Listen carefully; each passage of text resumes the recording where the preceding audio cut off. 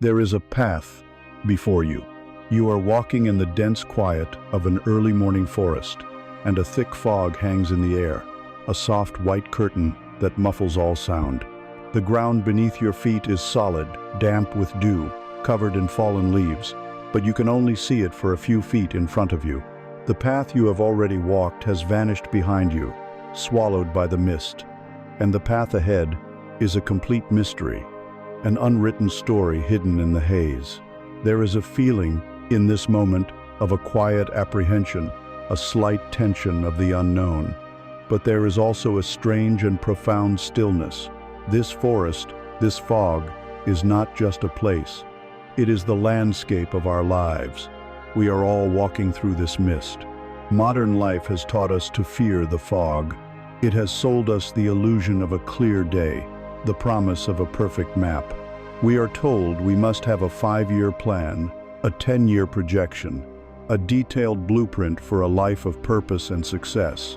We spend countless hours trying to chart a course, to anticipate every turn, to engineer an existence free from uncertainty. We live under the tyranny of the destination, obsessed with where we are going, terrified of taking a wrong step, of wasting time, of falling behind some invisible schedule. This obsession creates a specific kind of suffering, a modern anxiety that leaves us feeling perpetually overwhelmed and inadequate. It is the paralysis of endless analysis, the state of being so afraid to move because we cannot see the entire journey laid out before us, that we end up standing perfectly still, trapped not by the fog itself, but by our fear of it. But what if there was another way? What if an ancient wisdom did not offer to sell us a better map, or a magical way to dispel the fog? What if, instead, it taught us how to walk peacefully and confidently within the fog? What if it suggested that the point was never to see the destination, but to learn how to truly take a single step? The teachings of Buddhism offer not a set of beliefs to adopt, but a set of practical tools for the mind, a way to transform our relationship with the great uncertainty of life. It gently suggests that we shift our focus from the distant, imagined future to the only place where life ever truly happens, right here, right now. This journey is not about finding all the answers. It is about realizing that you don't need them. You only need to know how to take the next step. And in that one simple, conscious step, you can find all the peace and freedom you have been searching for. We are a culture of architects. From a young age, we are handed the tools and told to design a life. This is the blueprint, they say. Here is where the foundation of a good education should be laid. Here are the pillars of a stable career, the carefully measured dimensions of a successful relationship, the decorative flourishes of hobbies and accomplishments that will make the entire structure admirable. We call this our life plan, our career path, our personal goals. But let us call it what it truly is, a map. A detailed, intricate map that we are supposed to draw in our youth and then follow, without deviation, for the rest of our days. We fold it carefully, place it in our pocket, and believe that by possessing this piece of paper, we have somehow tamed the wilderness of our own future. We believe this map is a source of security, a guarantee against getting lost. But the great secret, the one that causes so much of our hidden anxiety, is that this map is an illusion, and our blind faith in it is one of the deepest sources of our modern suffering. The first flaw in this grand design lies with the cartographer, with the architect himself, which is to say, with you. The person who drew that map 10 years ago, or 5 years ago, or even yesterday, no longer exists. We hold on to a belief in a solid, stable, continuous self, a fixed personality that moves through time unchanged. But Buddhist wisdom reveals a different truth, the truth of impermanence, of anicca. You are not a stone statue, you are a flowing river. The cells in your body are constantly replacing themselves. Your thoughts, your feelings, your perceptions arise and pass away like clouds in the sky. The person who, at age 20, mapped out a life in corporate law, driven by a desire for security and prestige, may find that at age 30, after falling in love, or losing a parent, or discovering a passion for pottery, that the values that once served as north on their compass now point in a completely different direction. To cling to the old map is to do violence to the person you have become. It is like forcing yourself to wear clothes from your childhood, garments that are now painfully tight, that restrict your every movement and breath. You contort yourself to fit the plan because you believe the plan is who you are. The suffering that arises from this is immense. It is the quiet desperation of a life lived out of alignment with one's own evolving truth. We feel stuck, frustrated, and confused, never realizing that the cage we are in is one of our own design, built by a past self who could never have anticipated the person we are today. The map is unreliable because the mapmaker is never the same. The second, and perhaps more obvious flaw, is that the territory itself is in constant motion. The map is drawn on paper, but life is written in water and wind. There is an old story of a powerful king who became obsessed with creating a perfect map of his kingdom, a map so precise and unchanging that it would be a testament to his eternal reign.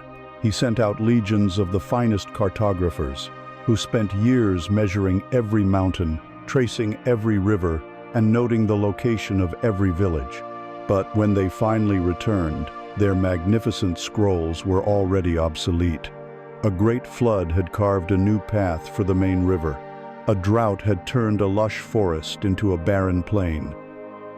A new generation had built their homes in a different valley. The king, in his frustration, kept sending them out again and again. But the kingdom was a living, breathing thing. It refused to be frozen in ink. This story is our own. We draw our career maps, assuming the industry we work in will remain stable. We draw our financial maps, assuming the economy will behave predictably. We draw our relationship maps, assuming that other people will remain exactly as they are.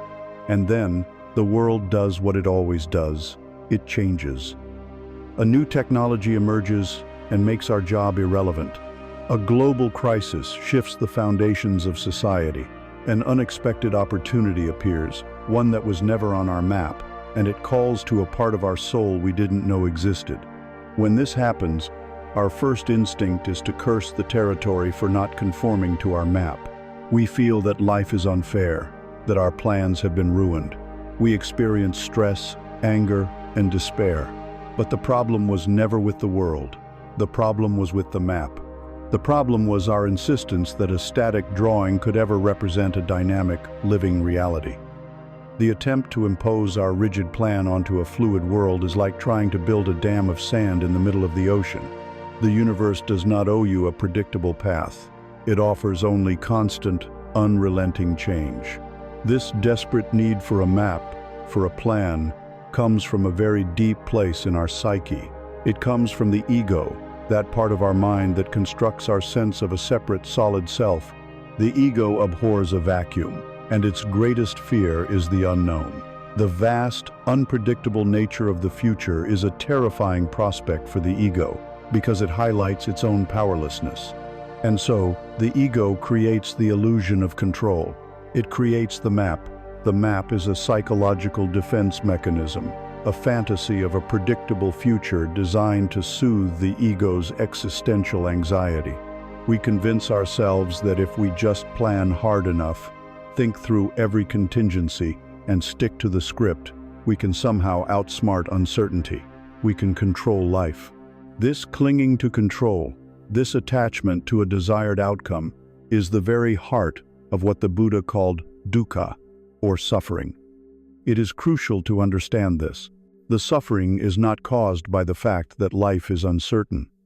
The suffering is caused by our resistance to that uncertainty. It is our attachment to the map that hurts us, not the absence of one.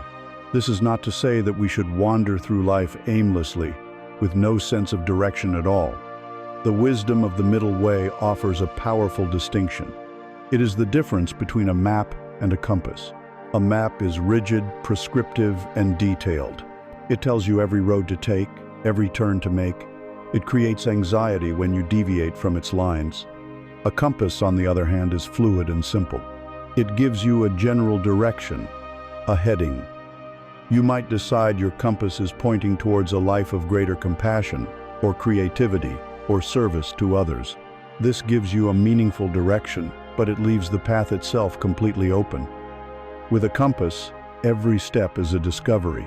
If you encounter a mountain, you are free to go around it, or over it, or even decide to stay and explore it for a while. You are not failing your map. You are simply navigating the territory as you find it. The map creates a slave to a pre-written future.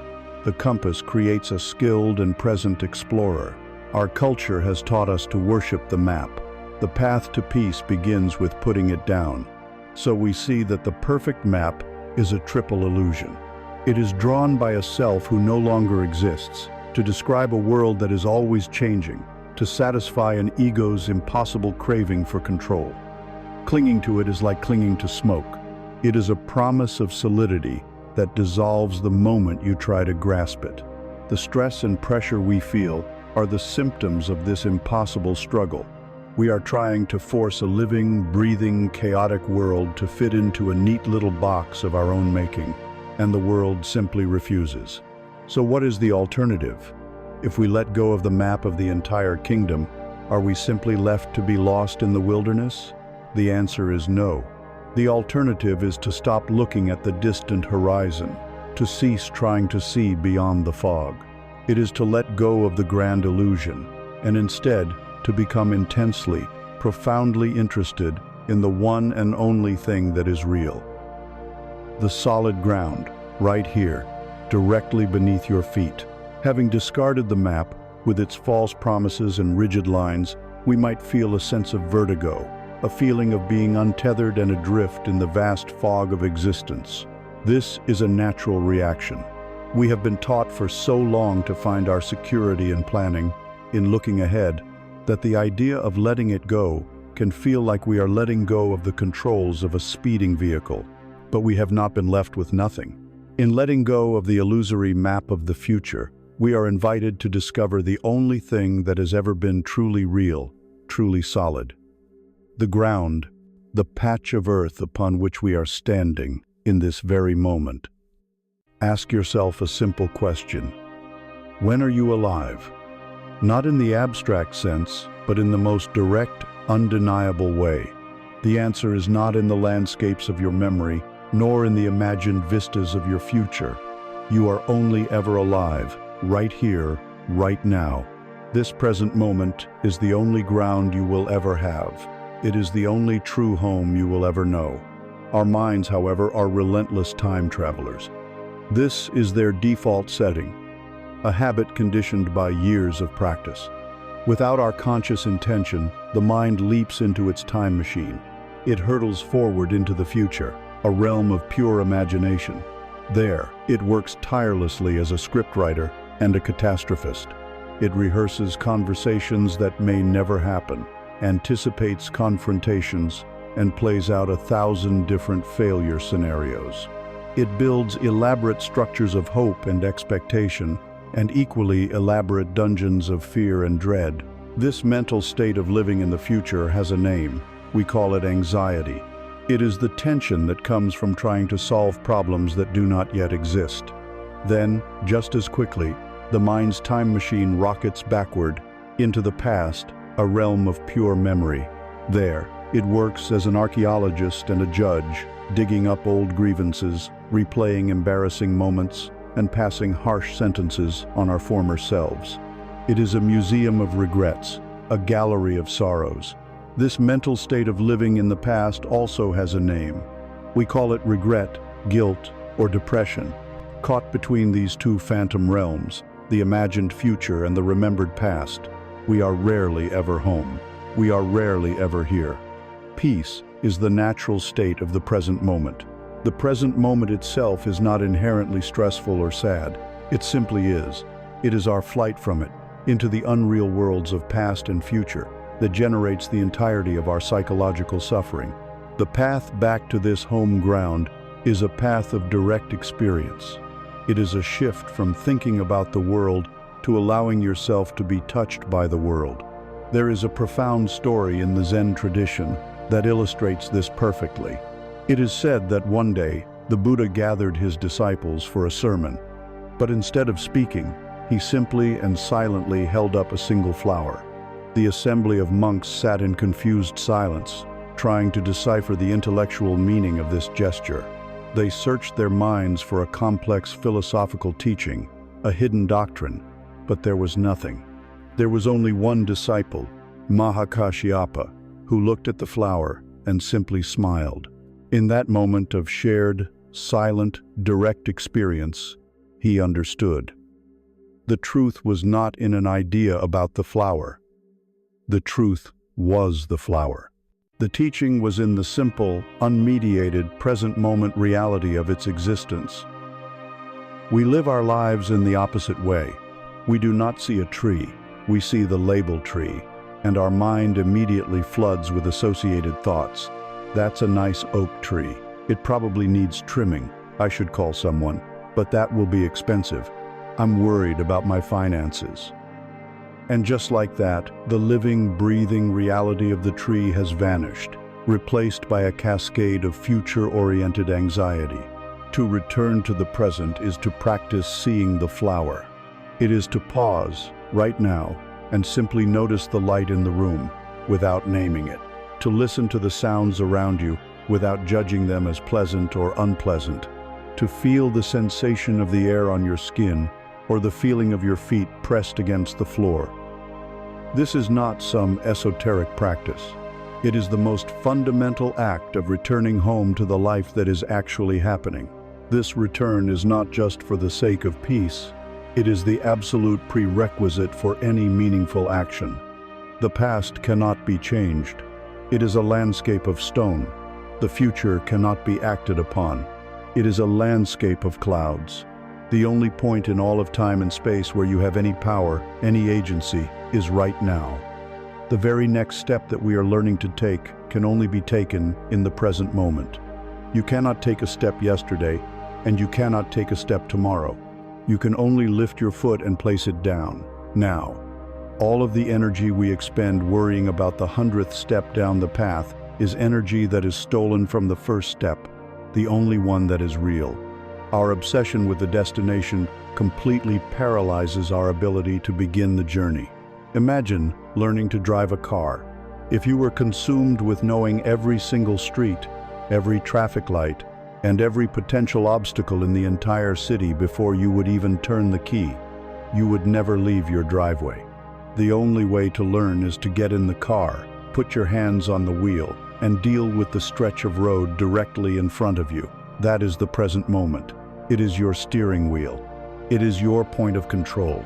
By bringing your full attention to this moment, you are not abdicating responsibility for your future. On the contrary, you are engaging with the only activity that can possibly shape it, the quality of your actions, right here, right now. A good future is not built by worrying about it. It is built by living a good present, moment after moment. So we see that the present moment is our sanctuary, our ground of being, and our field of action. It is the place we come home to when the time machine of the mind tries to carry us away into the phantom worlds of anxiety and regret. By grounding ourselves in the raw, sensory data of the here and now, we step out of the noisy narratives in our heads and into the quiet reality of life itself.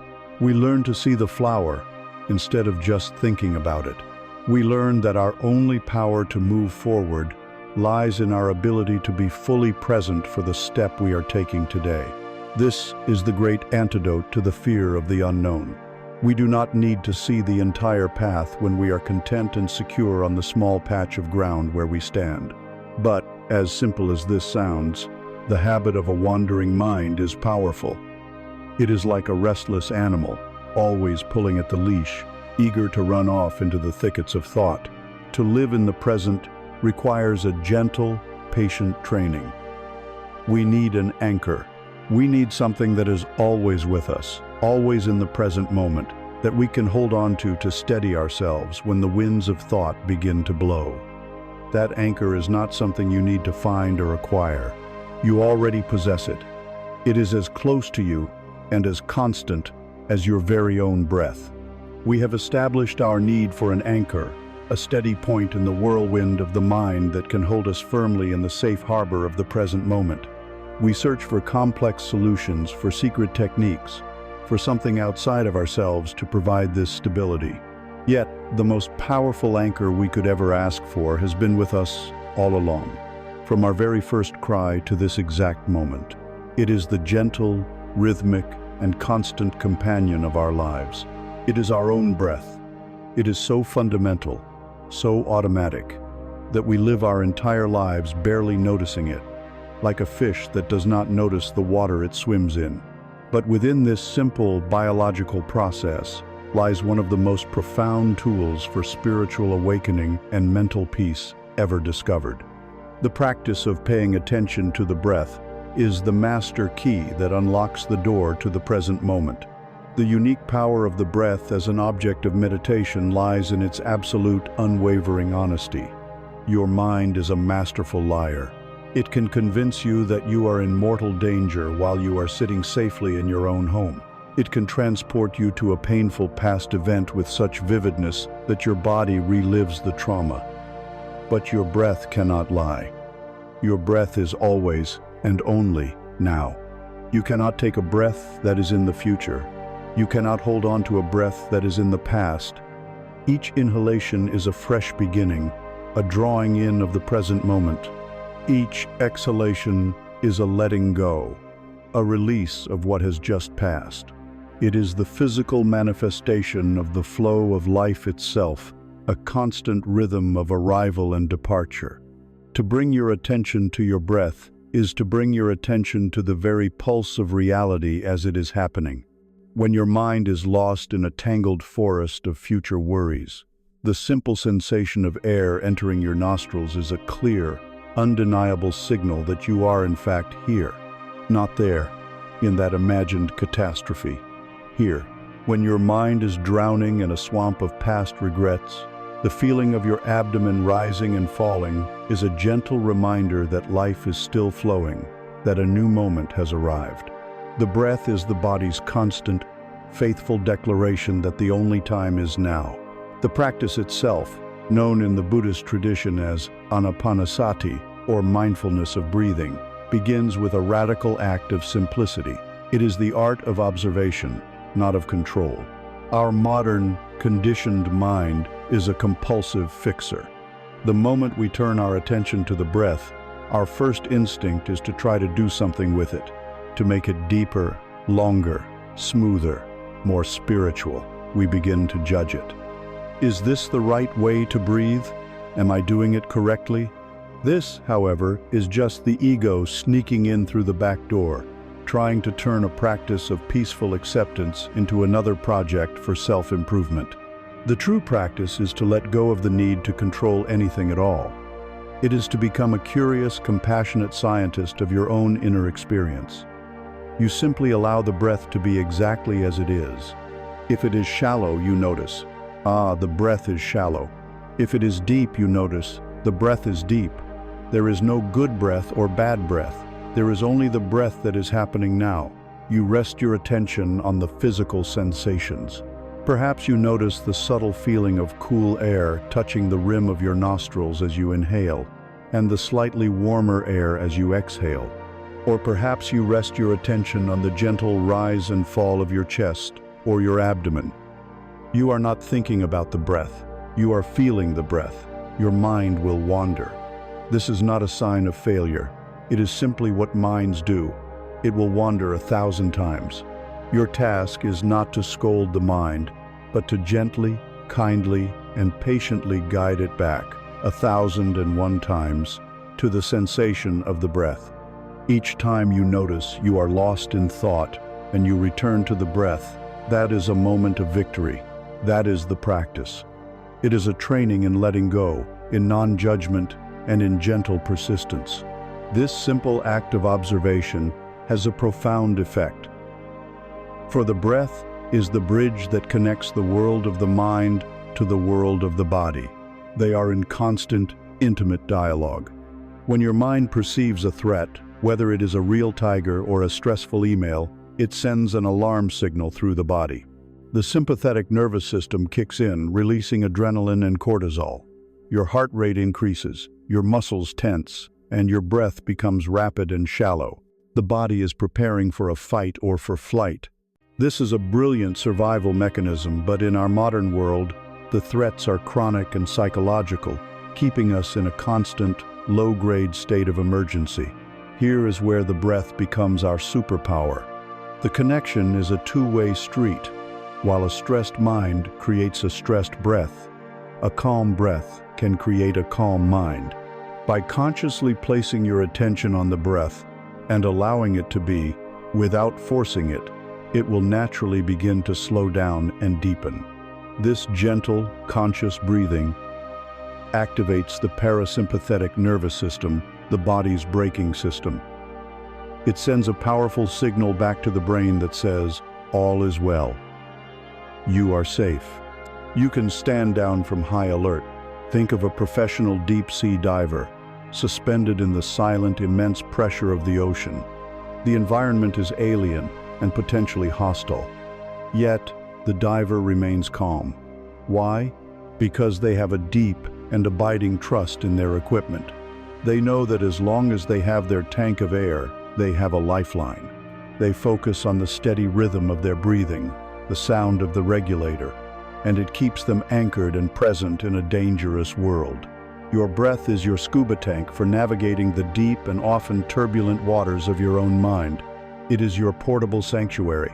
When you feel overwhelmed at work, you can take a 3-breath pit stop, closing your eyes for just a moment and returning to this inner anchor. When you are stuck in traffic, feeling your anger rise, you can turn your attention from the external chaos to the internal rhythm. Before you enter a difficult conversation, you can ground yourself in the breath, allowing you to speak from a place of calm clarity rather than reactive fear. This is not about escaping reality. It is about grounding ourselves so that we can meet reality with greater strength and wisdom. The breath, therefore, transforms from a simple, automatic function into a profound practice and a loyal friend. It is our teacher in the art of presence, showing us how to stay in the only moment that exists. It is our teacher in the art of acceptance, training us to observe our experience without the need to judge or control it. And it is our tool for self-regulation, a way to consciously soothe our own nervous system and find calm amidst the storm.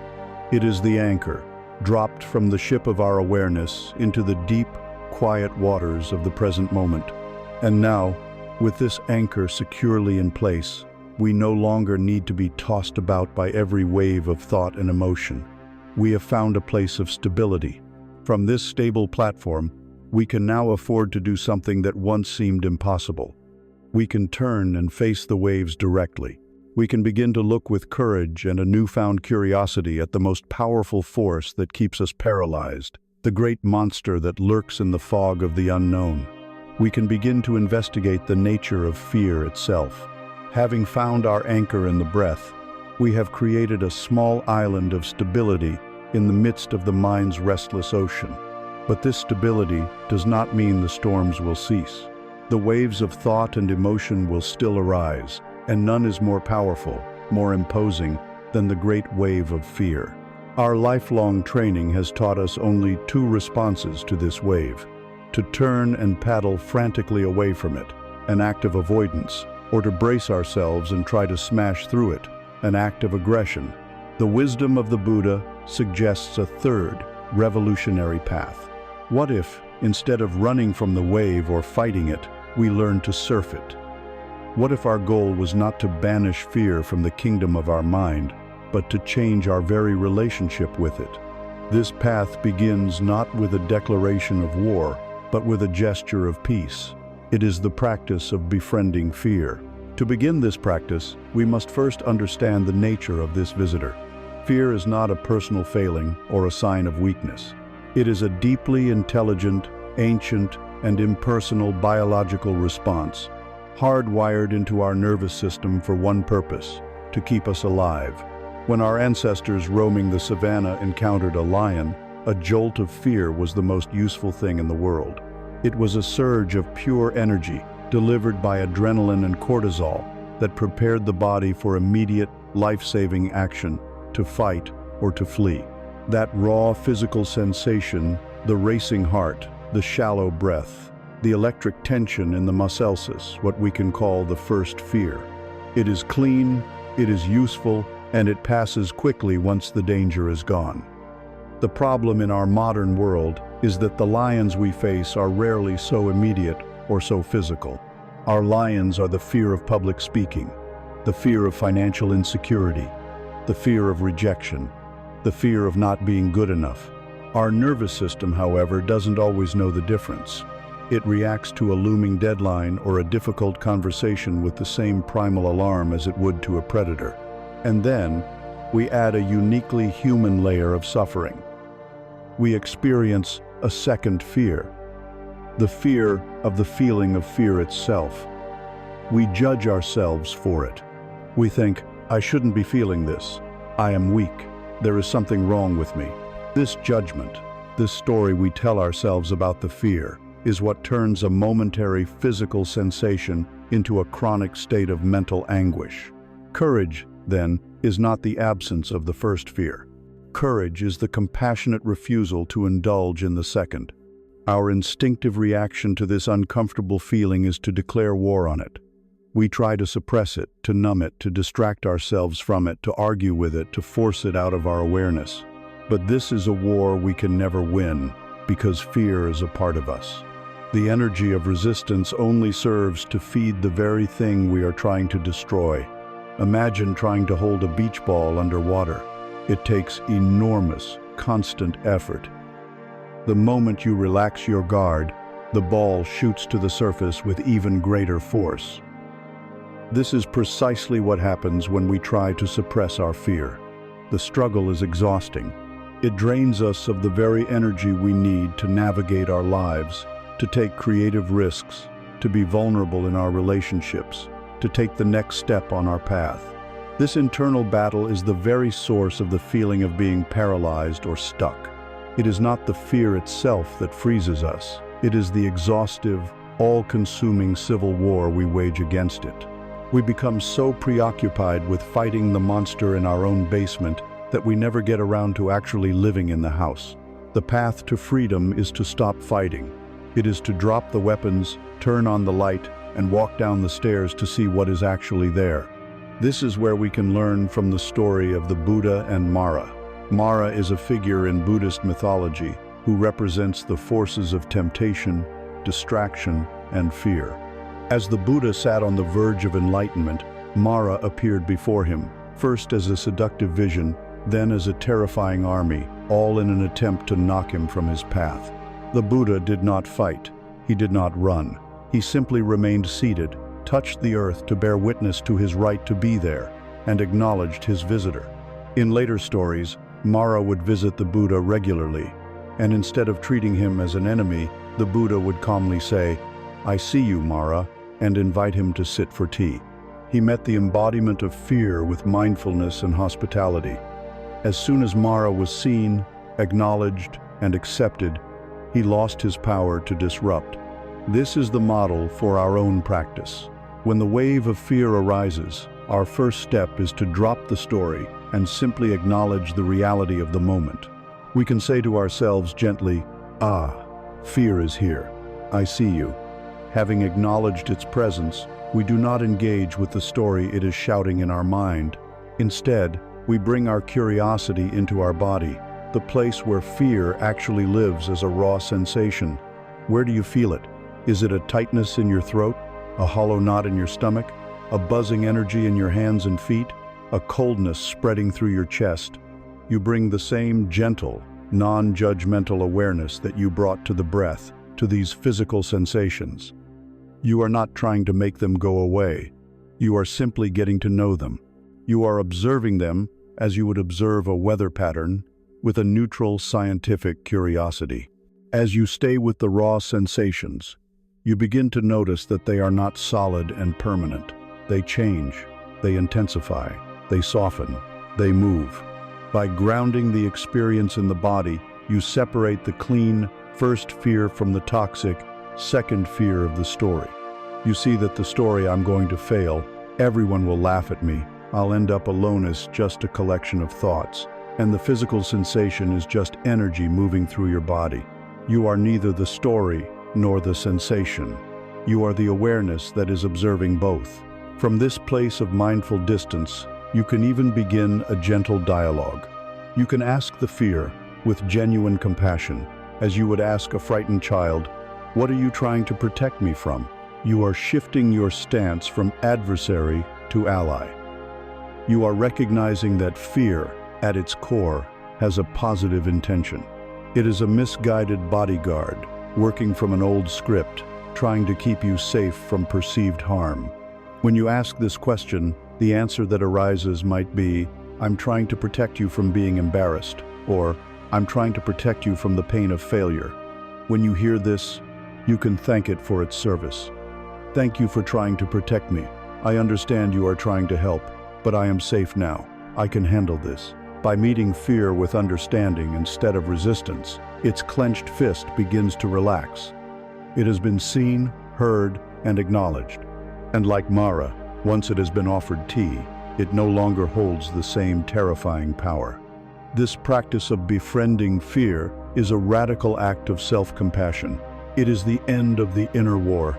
We stop wasting our precious life force on a futile struggle, and instead, we learn to sit with our discomfort, to listen to its messages, and to move forward anyway. Fear may still arise. It may even sit beside you for the rest of the journey, a constant companion like Mara at the Buddha's side. But it is no longer in the driver's seat. It no longer has the power to paralyze you or force you from your path. The energy that was once bound up in resistance is now liberated. It becomes available to you as fuel for the journey ahead. You are no longer frozen. You are free to move. And this, naturally, brings us to the next essential question. Now that we can move, how should we move? What does a wise and skillful step actually look like? This brings us to the heart of action itself, to the principle of right effort. Having liberated our energy from the exhausting war with fear, we are now free to move. But this freedom brings with it a crucial question. How should we apply this newfound energy? Our modern culture has a very loud and very clear answer to this. It tells us to hustle, to grind, to push ourselves to the absolute limit. It glorifies burnout as a badge of honor and sees rest as a form of weakness. Effort, in this view, is a matter of brute force. The more you strain, the more you struggle, the more you will achieve.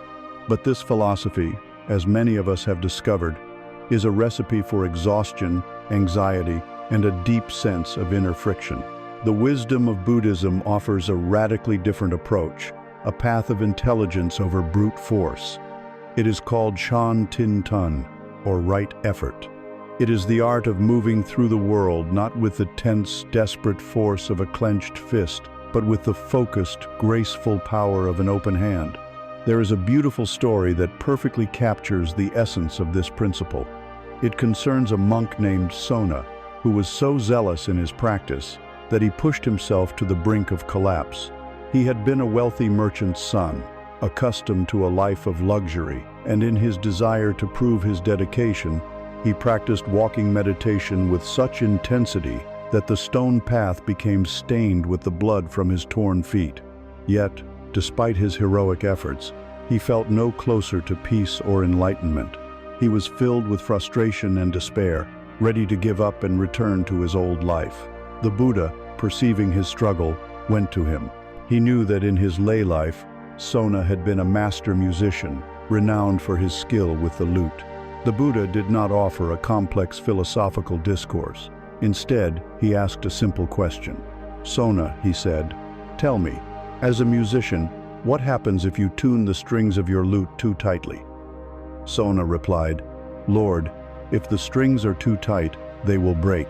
The Buddha then asked, "And what happens if you tune them too loosely?" Sona answered, "Lord, if they are too loose, they will make no sound." Finally, the Buddha asked, "And what if the strings are tuned just right, neither too tight nor too loose?" Sona said, "Then, Lord, the lute will produce a beautiful and harmonious sound. The Buddha looked at him with compassion and said, "So it is, Sona, with the practice of the path. Effort that is too strenuous leads to restlessness and agitation. Effort that is too slack leads to laziness and inaction.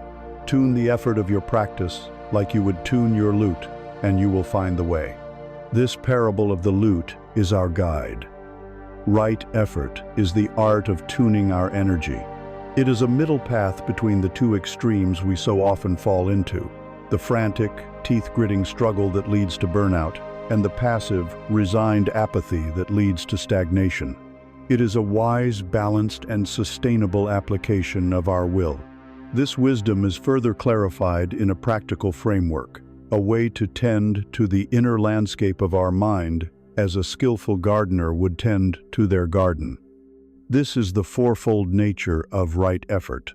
The first duty of the gardener is to be vigilant, to prevent weeds from taking root in the first place. This is the first aspect of right effort, the effort to prevent unwholesome states from arising. An unwholesome state is any thought, emotion, or habit that causes suffering for ourselves or others, such as anger, greed, jealousy, or despair. The wise gardener doesn't leave the gate open for pests and blights.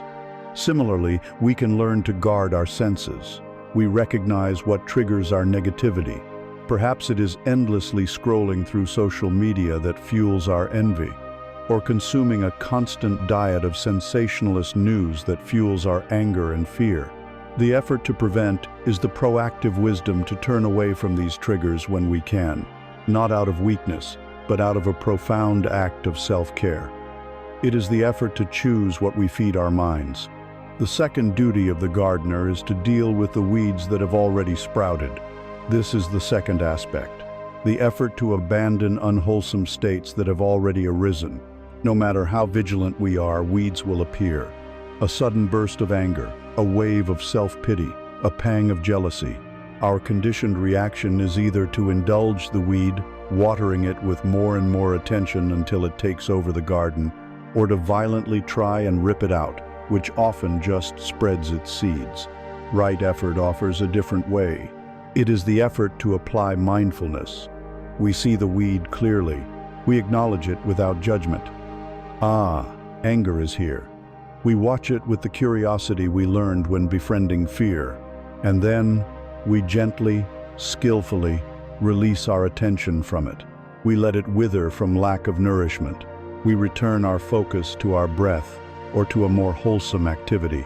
We abandon the negative state not by fighting it, but by withdrawing the fuel of our attention. But a garden is not defined merely by the absence of weeds. It is defined by the beauty of what grows there. This leads to the third aspect, the effort to cultivate wholesome states that have not yet arisen. This is the joyful work of planting flowers. Wholesome states are the opposites of the weeds. They are thoughts, emotions, and habits of kindness, compassion, generosity, patience, and gratitude. This is not a passive process. We must actively make time and space for them to grow.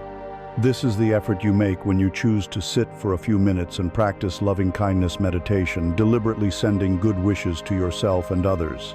It is the effort you make when you pause your busy day to consciously look for 3 things you are grateful for.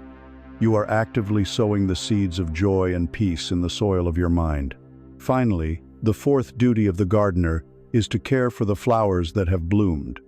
This is the fourth aspect, the effort to maintain wholesome states that have already arisen. In our rush and dissatisfaction, we often overlook the moments of beauty that are already present. A moment of genuine connection with a friend, a feeling of quiet peace while watching a sunset, a sense of satisfaction from a job well done. These are the flowers.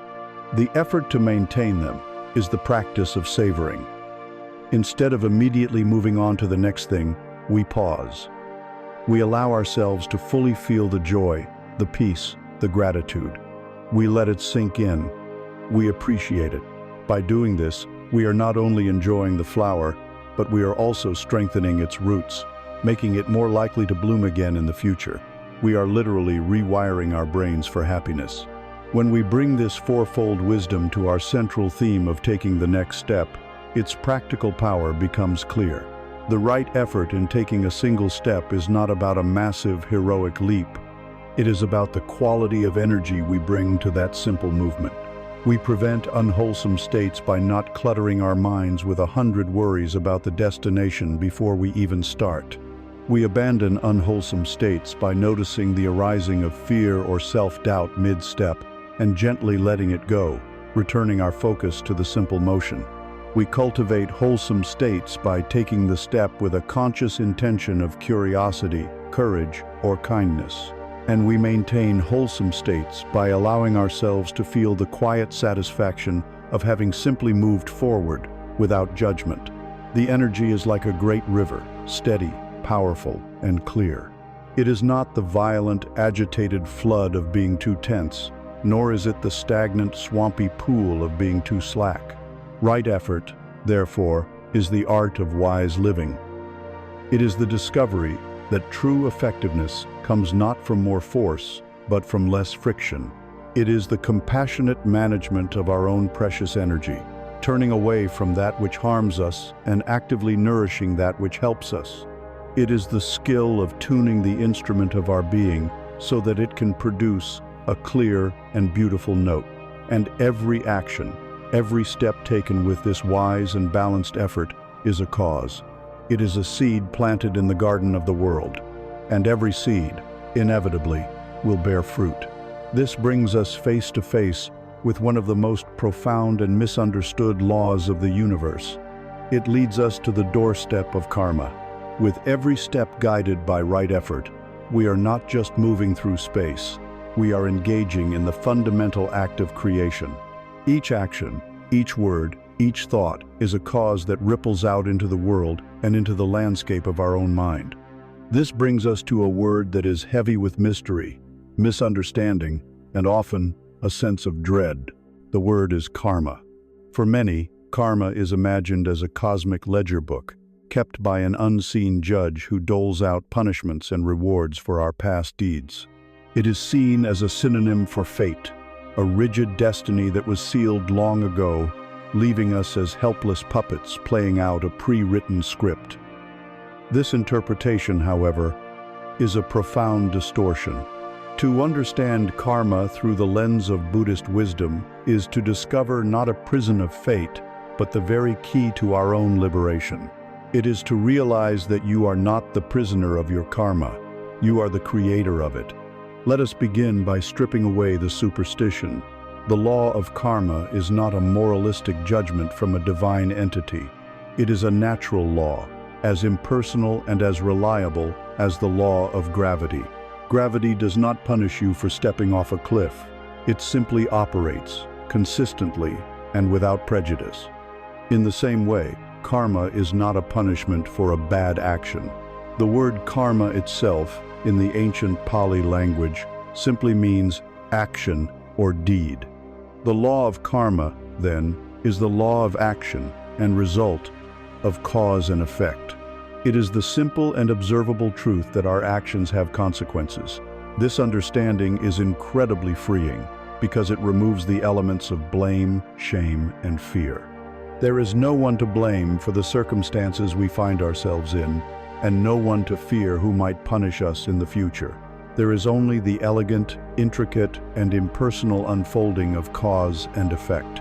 It invites us to move from a mindset of a helpless victim, subject to the whims of fate, to that of a responsible and empowered participant in our own lives. The most practical way to understand this law is through the metaphor of a farmer tending a garden. This garden is your life. The soil of the garden represents all of the conditions you cannot control. The family you were born into, your genetic predispositions, the society and culture that shaped you, the unpredictable events of the world. This is the accumulated result of countless causes stretching back into the past. The weather, the sudden storms, the unexpected droughts, the periods of nourishing rain represents the external circumstances that unfold around you every day. As a farmer, you do not have complete control over the quality of your soil or the patterns of the weather. And this is a crucial point. It explains why sometimes, despite our best efforts, things go wrong. A good farmer can plant the best seeds, but a severe drought can still wither the crop. This is not a punishment. It is simply the interplay of various conditions. But while you do not control the soil or the weather, you have absolute 100% control over one critical thing: the seeds you choose to plant, right here, right now. Every action you take is a seed. Every word you speak is a seed. And most importantly, every thought you consciously entertain is a seed. In every moment, you are the sower of seeds. When you perform an act of generosity, you are planting a seed of abundance. When you speak a word of encouragement to someone who is struggling, you are planting a seed of compassion. When you choose to forgive a grievance rather than nurse a resentment, you are planting a seed of peace. Conversely, when you act out of anger, you plant a seed of conflict. When you speak words that are deceitful or cruel, you plant a seed of mistrust. When you indulge in obsessive, jealous thoughts, you plant a seed of suffering in your own mind. The future you will experience, the harvest you will reap, is the direct result of the seeds you are planting in this very moment. This is the heart of karma. It is not about being trapped by the harvest of yesterday's seeds. It is about the radical freedom you have, right now, to choose what you will plant for tomorrow. Diving deeper, the Buddha made an incredibly subtle and powerful clarification. He taught that the most important factor in determining the quality of a seed is not the external action itself, but the intention behind it. In Buddhist psychology, karma is almost synonymous with the Pali word satana, which means volition, will, or intention. It is the heart of the matter. Imagine you are walking down a crowded street and you accidentally bump into someone, causing them to stumble. You immediately turn, help them up, and apologize sincerely. Now, imagine a different scenario where you deliberately and maliciously shove a person to the ground. The external action, a person falling, might look similar, but the seed planted is entirely different. In the first case, the seed is one of carelessness, perhaps, but it is immediately followed by seeds of kindness and remorse. In the second case, the seed is one of pure hatred and ill will. This focus on intention is deeply empowering. It means that even if the results of our actions are not what we hoped for due to external conditions we can't control, the quality of our intention still matters. You might give someone sincere and well-meaning advice, a wholesome intention, but they might reject it and become angry. You cannot control their reaction. But the wholesome seed of your compassionate intention has still been planted in your own mind stream. It will strengthen your own character of compassion and bear its own fruit of peace within you. This frees us from the tyranny of results. We learn to focus our energy where we have real power, on purifying our own hearts and minds, on clarifying our intentions, and on ensuring that the seeds we sow come from a place of wisdom and compassion rather than fear and ignorance.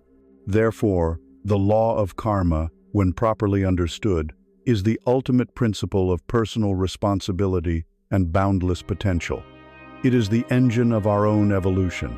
It tells us that the past, while it has shaped our present, does not define our future. The future is an open field, and in every moment we hold a pouch full of seeds. We are constantly creating ourselves. The person you will be tomorrow is being created by the thoughts, words, and deeds you are choosing today. This understanding fills us with a profound sense of purpose and a meticulous care for our present moment actions. Every step matters, every thought counts. We are the architects of our own destiny, not through grand, heroic acts, but through the cumulative power of small, conscious choices. This naturally leads us to a practical question. We are human, and we are imperfect. What happens when we try to plant a good seed, but we stumble? What about our mistakes, our failures, the times when our actions, despite our intentions, cause harm? How do we work with the karma of our own fallibility? This requires us to look deeply at the nature of failure itself. Having understood that every step we take is a seed, planting the karma for our future, a new kind of fear can arise. It is the fear of making a mistake. of taking a wrong step, of planting a weed instead of a flower. In our relentless pursuit of the right path, we can become terrified of failure. Our culture treats failure like a verdict. It is a dead end, a final judgment on our competence and our worth. We are taught to hide our failures, to be ashamed of them, and to do everything in our power to avoid them. But the path of wisdom does not ask for perfection. It asks only for practice. And an essential, unavoidable part of practice is stumbling. The Buddhist view of failure is not that of a verdict, but of a lesson. It is not a dead end, but a vital and necessary teacher on the path. To walk is to stumble. This is a simple truth. Watch a small child learning to take their first steps. They fall again and again. They wobble, they collapse, they cry, but they always, eventually, push themselves back up. We would never look at this child and call them a failure. We see their stumbles as a natural, beautiful, and courageous part of the learning process. Yet, when we become adults, we forget this fundamental wisdom.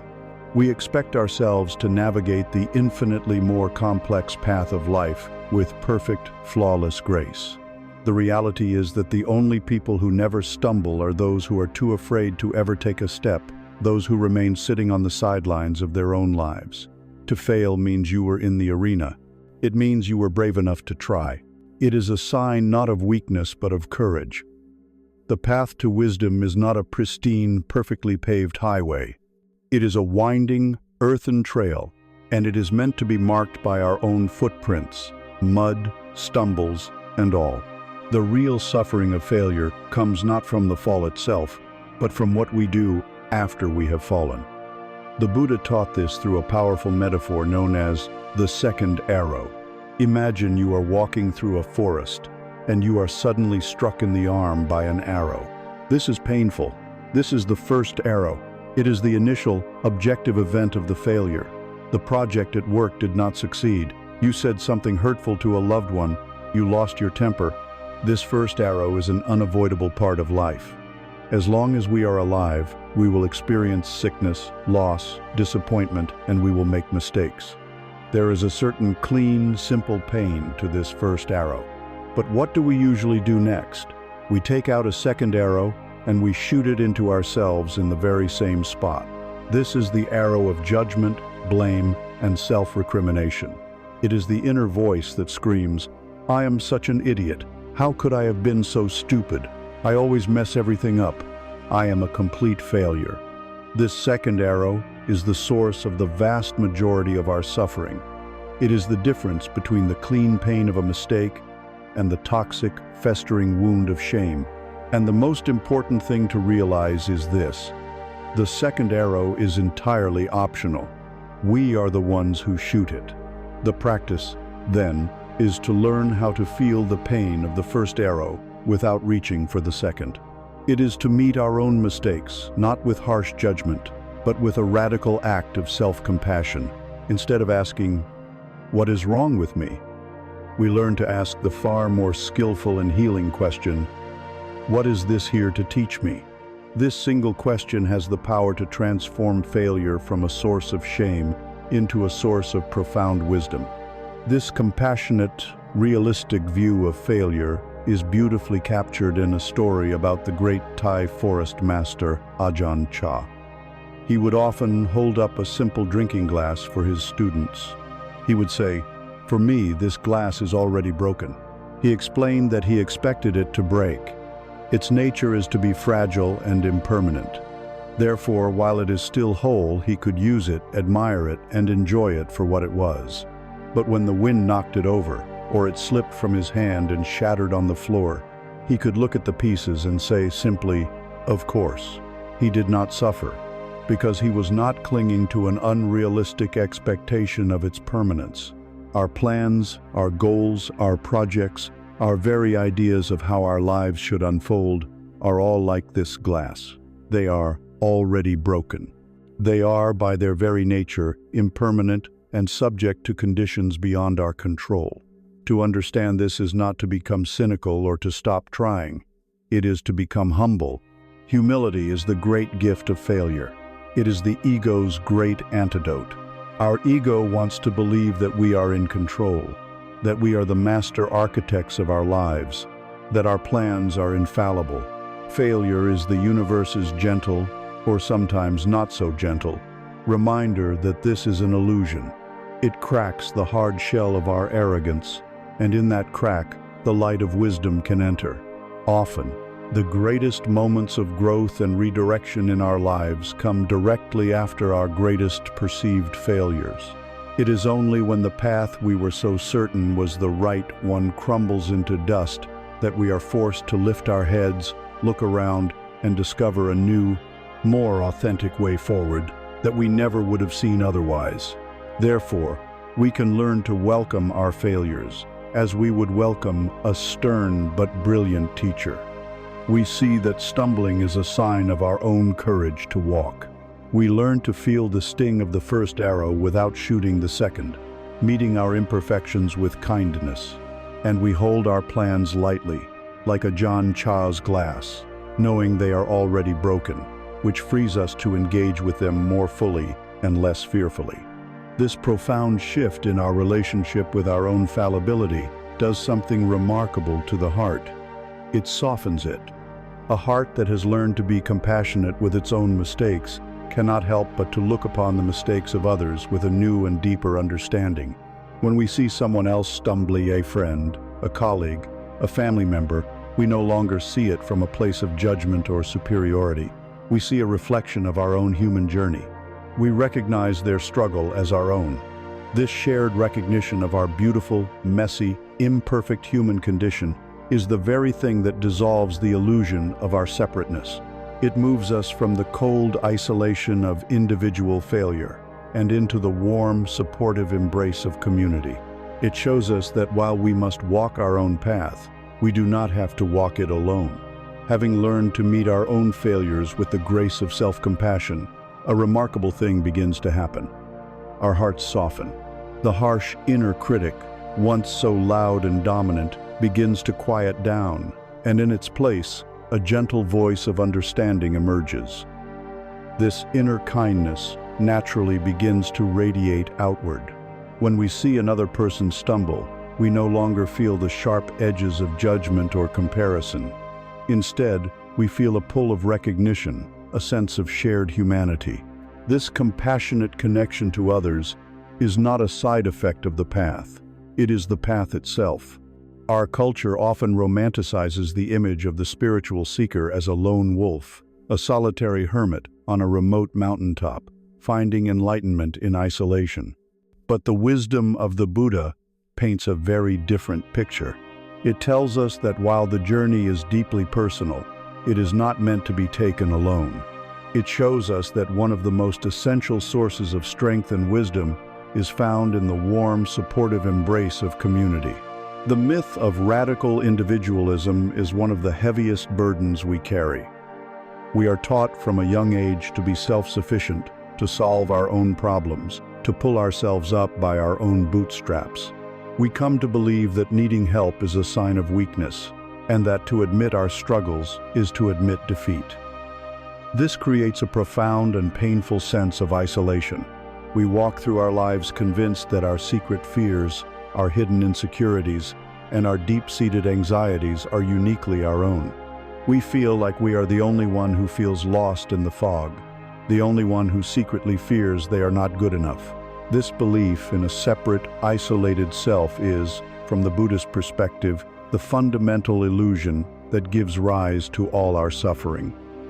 The truth of our existence is one of deep and inescapable interconnection.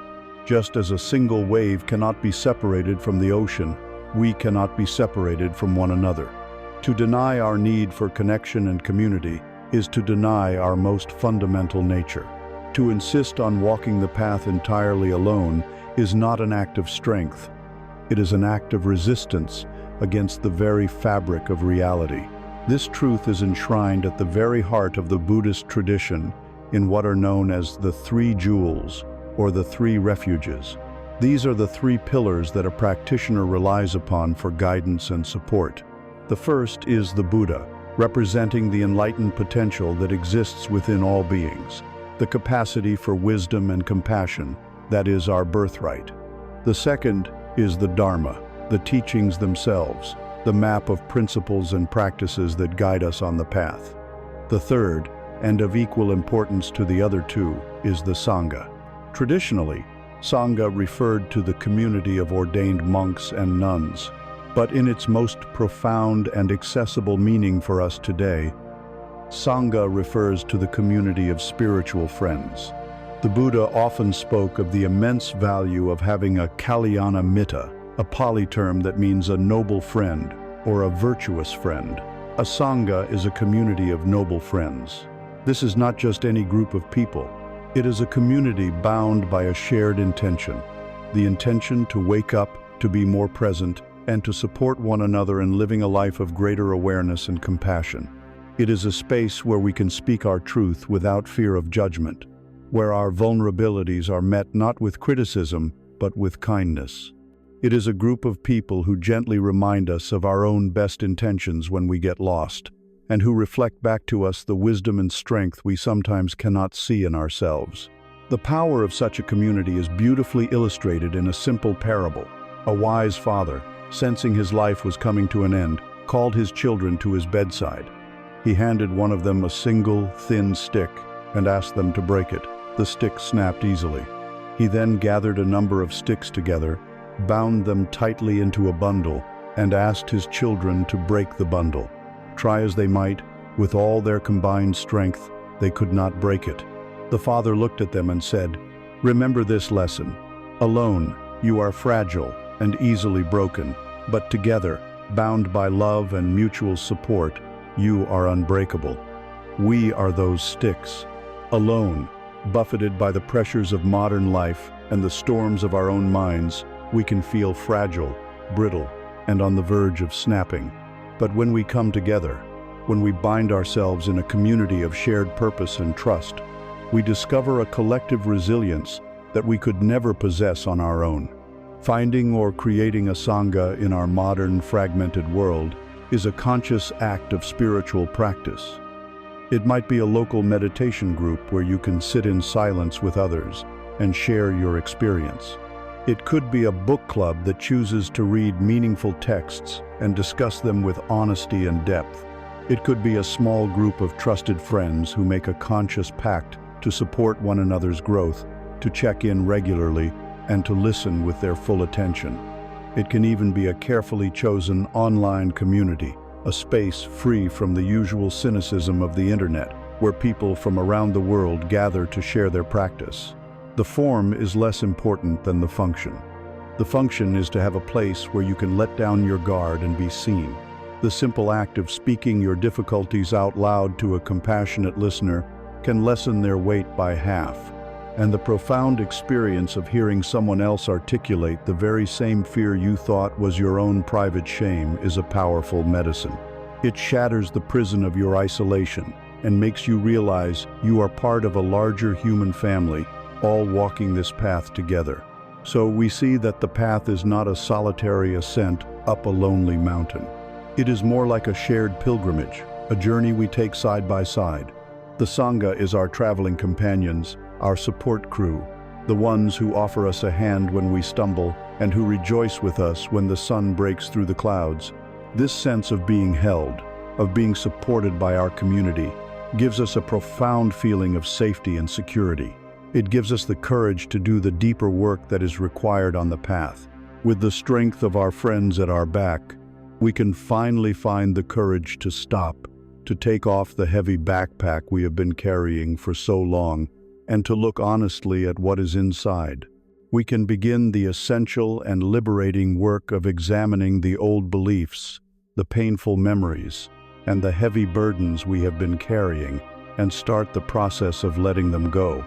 Held by the safety of a supportive community, we find the courage to do something we may have avoided for years.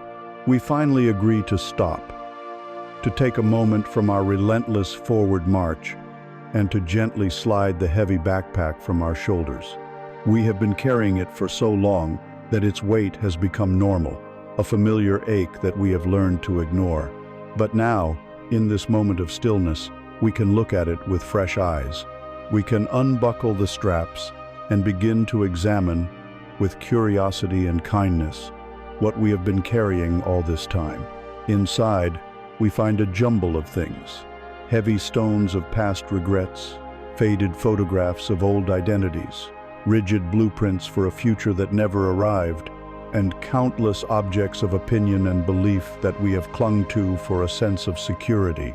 The practice of nikkama, the profound and liberating art of letting go, is the process of mindfully and intentionally emptying this pack, not because the things inside are inherently bad, but because they are no longer needed for the journey ahead. The Buddha taught this art through a powerful and enduring parable.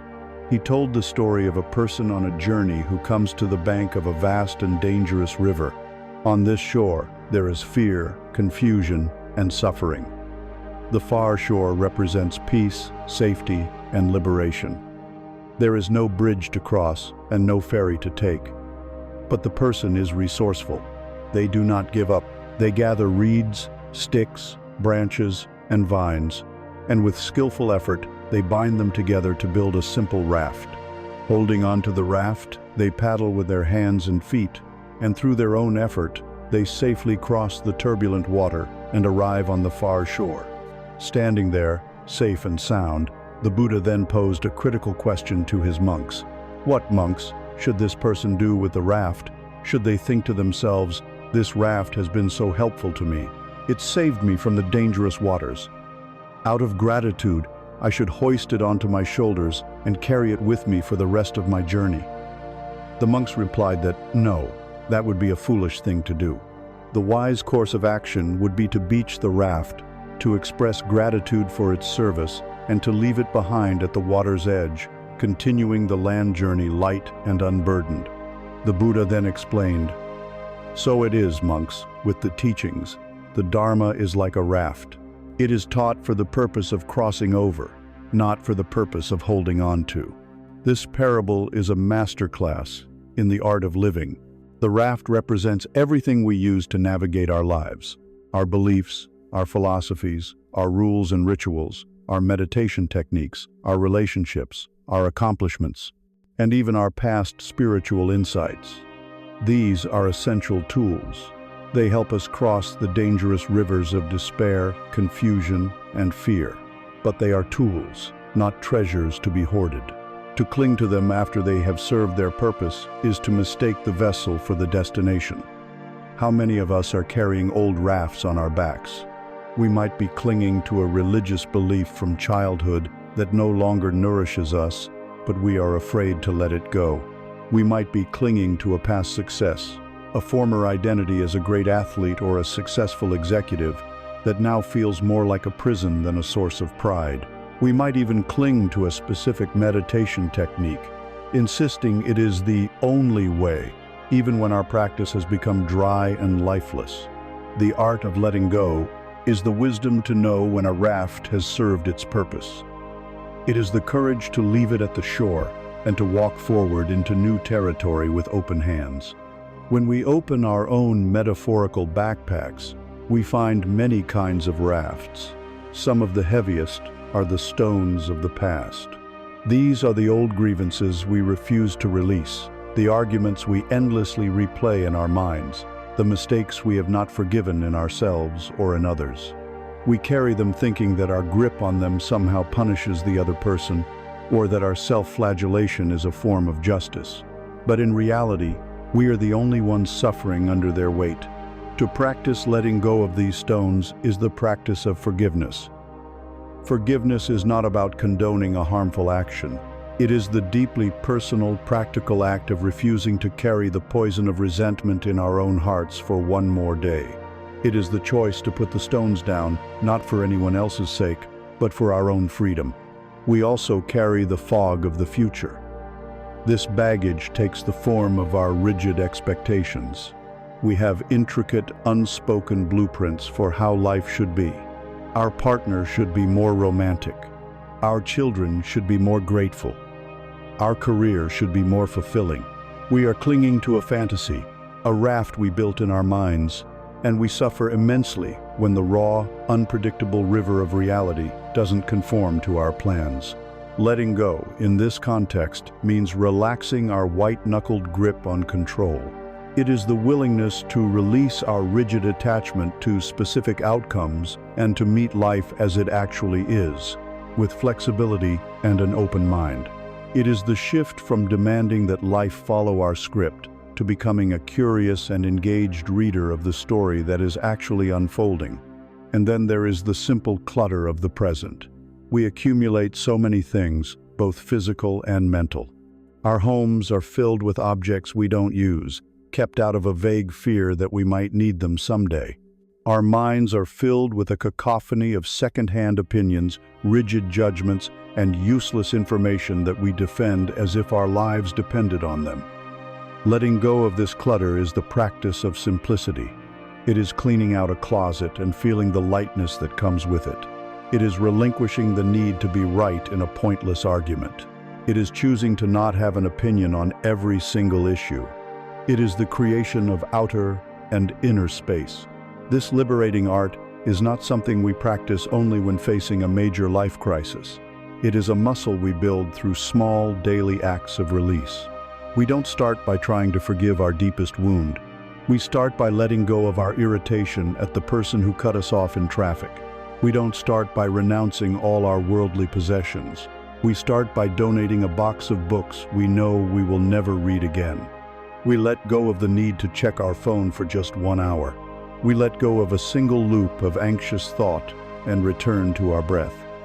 Each tiny act of release, no matter how small, is a declaration of freedom. It reinforces the understanding that our identity and our security do not depend on what we are clinging to. Letting go is not an act of absence, it is an act of creation. It is the creation of space. By mindfully emptying our backpack of the heavy stones of the past and the brittle blueprints of the future, we do not become empty, we become light. We become available to the present moment. Our step is no longer heavy with the burdens of yesterday. Our vision is no longer clouded by the anxieties of tomorrow. This spaciousness, this lightness of being, allows a new and precious quality of mind to emerge. It is a mind that is no longer cluttered with old conclusions and rigid beliefs. It is fresh, bright, and filled with a sense of wonder. It is a mind that is ready to see the world not for what it thinks it should be, but for what it actually is. It is the mind of a child, seeing everything as if for the very first time. It is the beginner's mind. Having let go of the heavy baggage of the past and the rigid expectations for the future, we find ourselves in a new inner landscape. It is a place of space, of lightness, of openness. The question then arises, what do we do with this newfound freedom? What fills this inner space? The answer is not that we should rush to fill it with new plans or new beliefs. The answer is to cherish the space itself, for it allows for the emergence of one of the most precious and creative states of mind. It is a quality the Zen tradition calls shoshin, which translates as beginner's mind. It is the art of seeing the world not through the tired, cynical eyes of an expert, but with the fresh, vibrant, and boundless curiosity of a child. Our culture places an enormous value on being an expert. We are rewarded for having the answers, for being knowledgeable, for being certain. The expert's mind is a mind that is full. It is full of facts, theories, past experiences, and firm opinions. When it encounters a new situation or a new person, it doesn't truly experience them. Instead, it quickly sorts and labels them, filing them away into pre-existing mental categories. Oh, I've seen this before. That's just another political argument. This person is just like my old boss. This sunset is nice, but not as good as the one I saw last year. The expert mind lives in a world of comparison and conclusion. Its favorite phrase is, I already know. But these three words, which sound like a statement of strength, are often the very walls of our own prison. They close us off from the raw, unpredictable, and miraculous reality of the present moment. They prevent us from learning, from growing, and from being surprised by life. True wisdom is not found in the accumulation of answers, but in the courage to live in the open space of the question. The beginner's mind, in stark contrast, is a mind that is empty and receptive. Its mantra is not, "I know," but rather, "I don't know, and I am willing to find out." This is not a statement of ignorance, but a statement of profound intelligence and humility. There is a classic Zen story that illustrates this with perfect clarity. A learned and respected university professor, a man famous for his knowledge of philosophy and religion, came to visit a simple Zen master named Nan to inquire about Zen. As Nan graciously served tea, the professor began to speak. He spoke at great length about his own studies, his interpretations of various doctrines, and his sophisticated questions about the nature of reality. He was, in effect, giving a lecture. Nan listened patiently as he began to pour tea into the professor's cup. He poured until the cup was full, and then he kept pouring. The hot tea overflowed, spilling onto the saucer, and then onto the table. The professor, aghast, finally cried out, "Stop!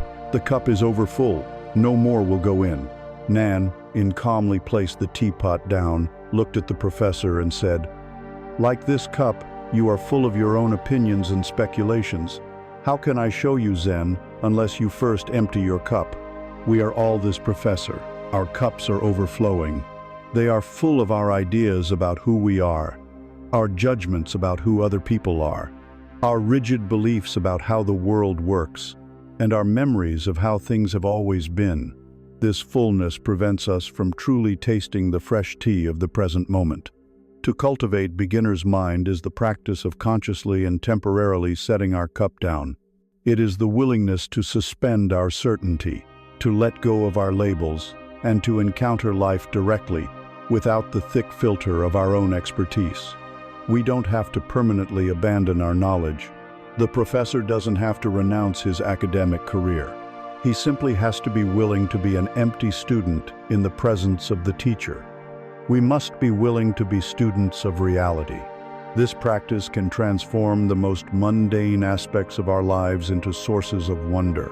Consider the walk you take to work, or the drive you take every day.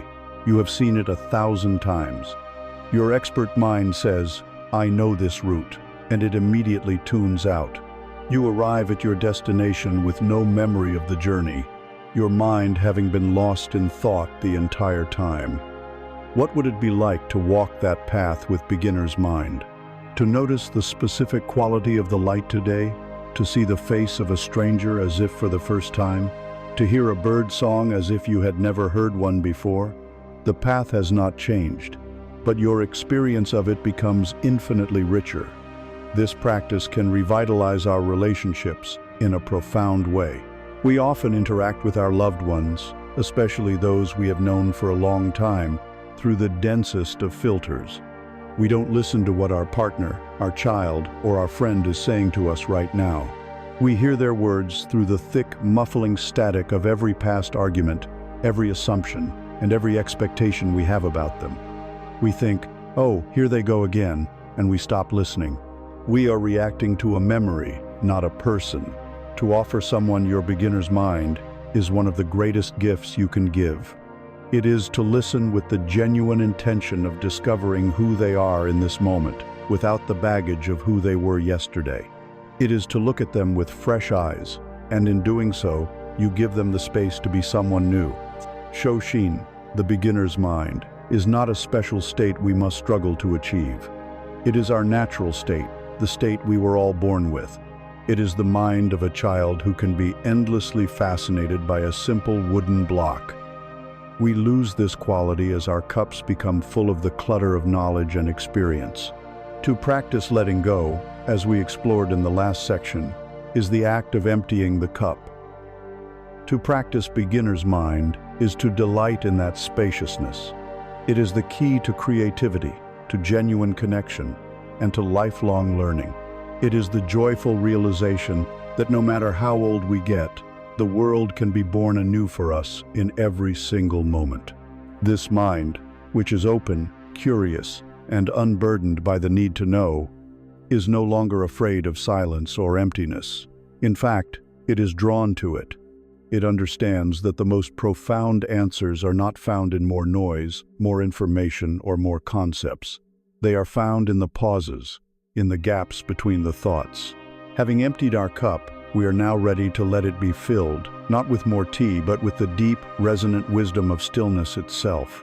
With a mind that is open and unburdened, like an empty cup, we are no longer afraid of the spaces in between.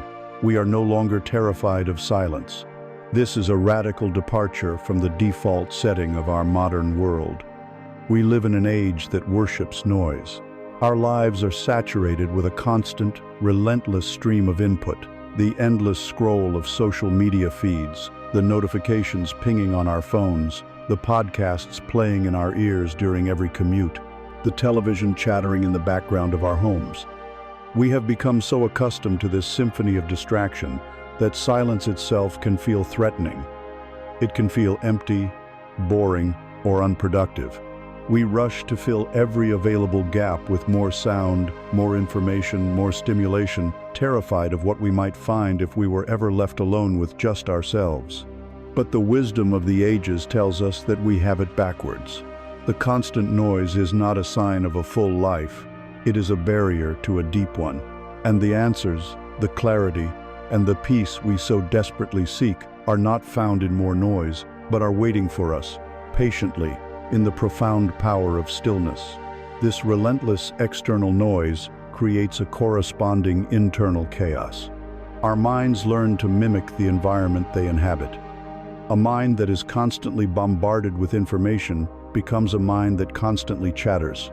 It jumps from thought to thought, from worry to worry, from memory to plan, without a moment's rest. We live with a permanent houseguest in our heads, one who never, ever stops talking. This incessant inner monologue is the source of so much of our anxiety and exhaustion. It is like trying to read a beautiful poem while someone is shouting in your ear. It is like trying to appreciate a subtle flavor while your mouth is full of chili. We wonder why we feel so confused, so unable to make clear decisions, so disconnected from our own intuition. It is because we cannot hear the quiet whisper of our own inner wisdom above the deafening roar of our own mental noise. We seek clarity by thinking harder, by analyzing more, by gathering more opinions, but this is like trying to calm a stormy sea by hitting it with a hammer. We are only adding to the agitation. There is a simple and powerful metaphor that illustrates the way to clarity. Imagine your mind is a deep lake. For years, this lake has been stirred up. The winds of worry, the currents of desire, and the churning of constant activity have mixed the clear water with the mud from the bottom. The lake is now completely opaque. You cannot see what lies within it or find your way across it. Standing on the shore, wanting to see clearly, what is the wise thing to do? Your first instinct might be to try and do something.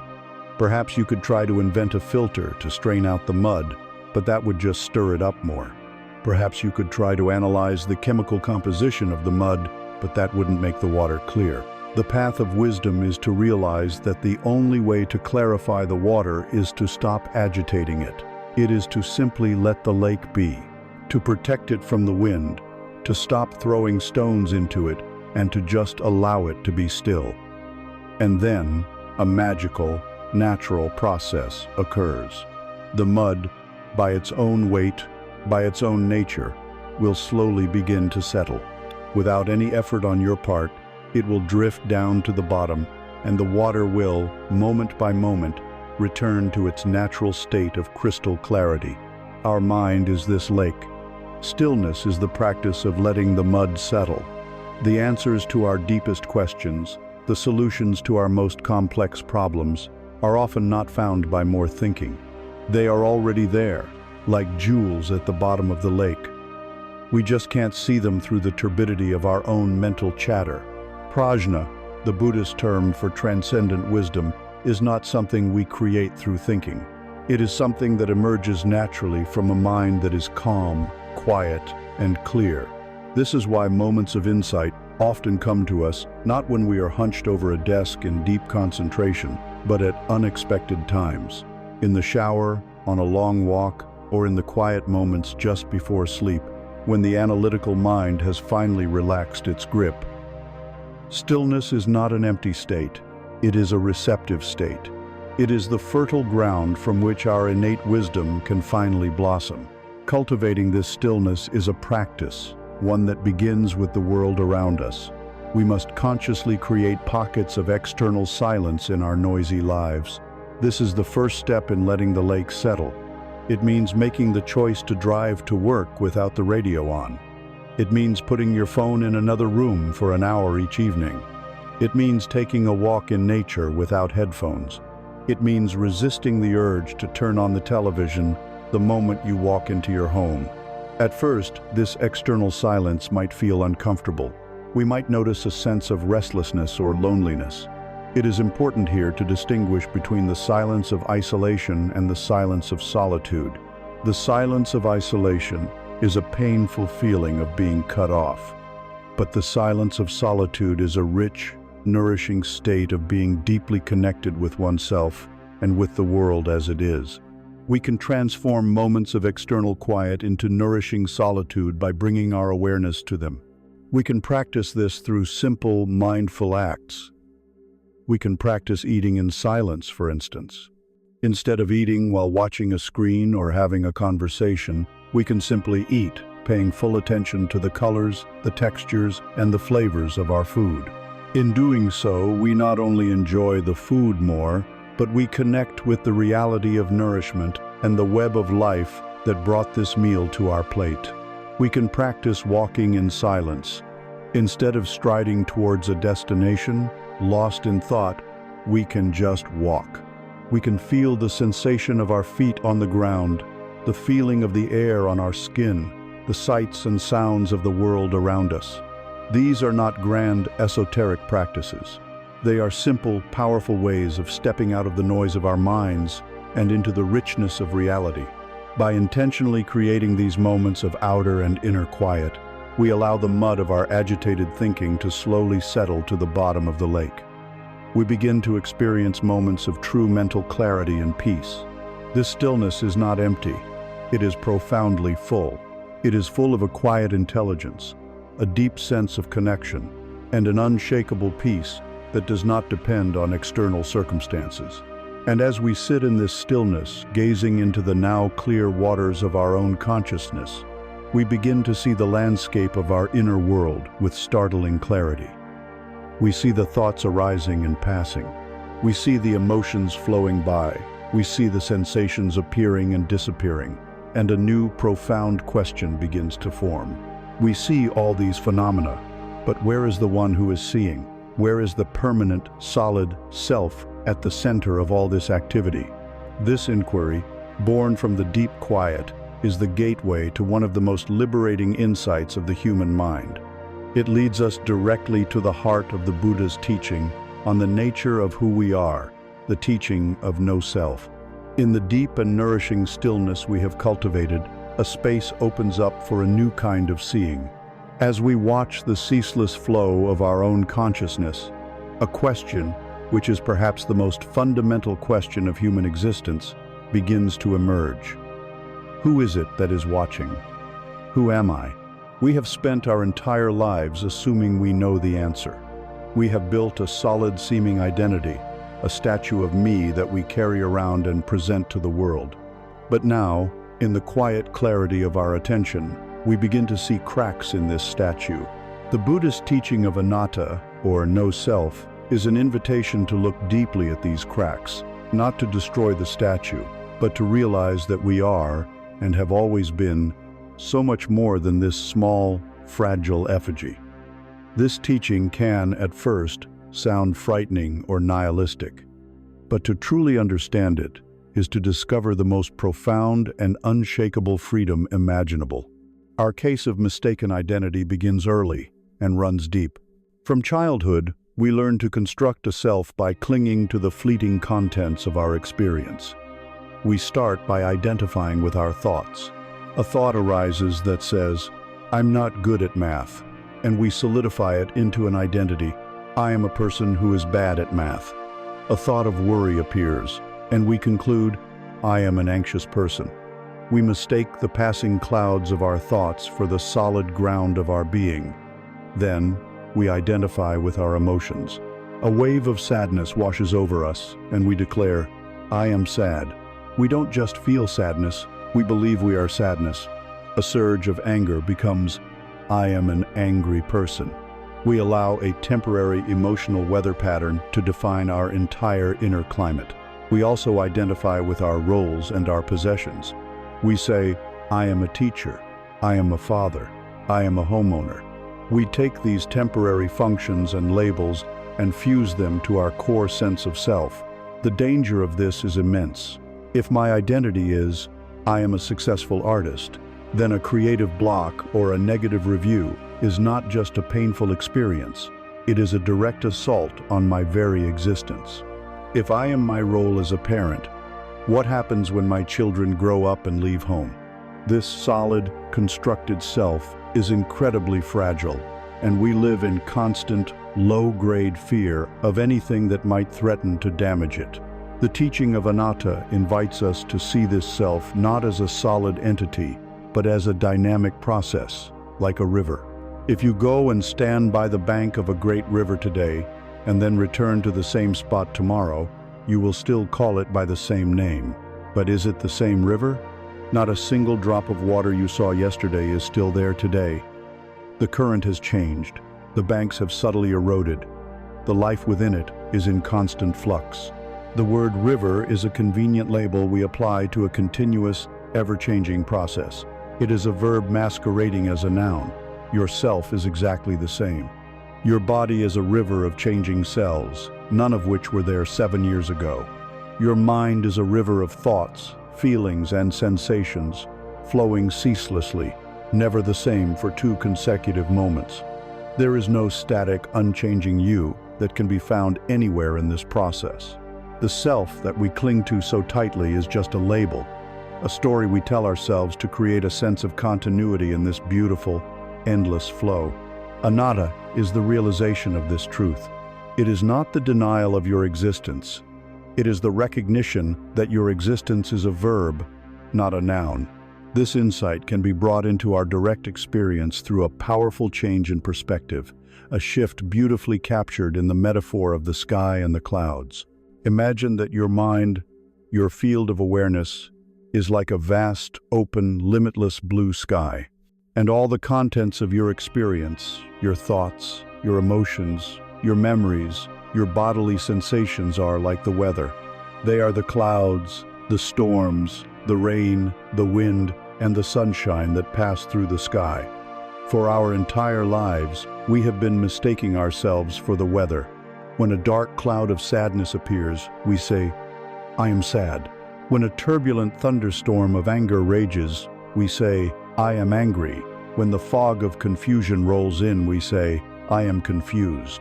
We are completely identified with the storm, but you are not the storm. You are the sky. The practice of Anatta is the practice of remembering that you are the sky. This is not just a beautiful idea. It is a practical technique. The next time a strong emotion arises, try this shift in language and perception. When a wave of anxiety appears, instead of thinking, I am anxious, gently and mindfully note to yourself, there is a feeling of anxiety arising in me now. Or even more simply, anxiety is present. Can you feel the difference? That subtle shift in phrasing creates a space. It creates a distinction between the awareness that is noticing and the emotion that is being noticed. You are no longer lost in the cloud. You are the sky that is holding the cloud. You can observe its texture, its color, its energy, without being consumed by it. You can allow it to be there without resistance, because you know that you are the vast, open space in which it is happening, and it will, like all weather, eventually pass. The most wonderful truth is that the sky is never, ever harmed by the weather. A hurricane does not break the sky. A thunderclap does not deafen it. A dark storm cloud does not stain it. After the most violent storm has passed, The sky remains, in its essence, untouched, peaceful, and clear. This is your true nature. Your deepest essence is this vast, silent, peaceful awareness. It is indestructible. To know this is to be free. The teaching of anatta, or no self, is therefore not a bleak negation of our existence. It is the most radical and glorious expansion of it. It is the realization that we are not the small, fragile, and temporary self that we have constructed out of our thoughts, feelings, and stories. We are the vast, timeless, and open awareness that witnesses all of experience. To realize this is to be freed from the terror of our own inner storms. We no longer have to be a helpless victim of our moods and thoughts. We can rest in the boundless sky of our true nature and watch the weather of life come and go with a new sense of ease and grace. This profound insight changes everything. If we are the sky and not the clouds, it means we are no longer helplessly defined by the dark clouds of anxiety, anger, or despair. It also means that we have a choice. We can intentionally cultivate a different kind of inner weather. We can learn to invite more sunshine, more gentle warmth into the sky of our being.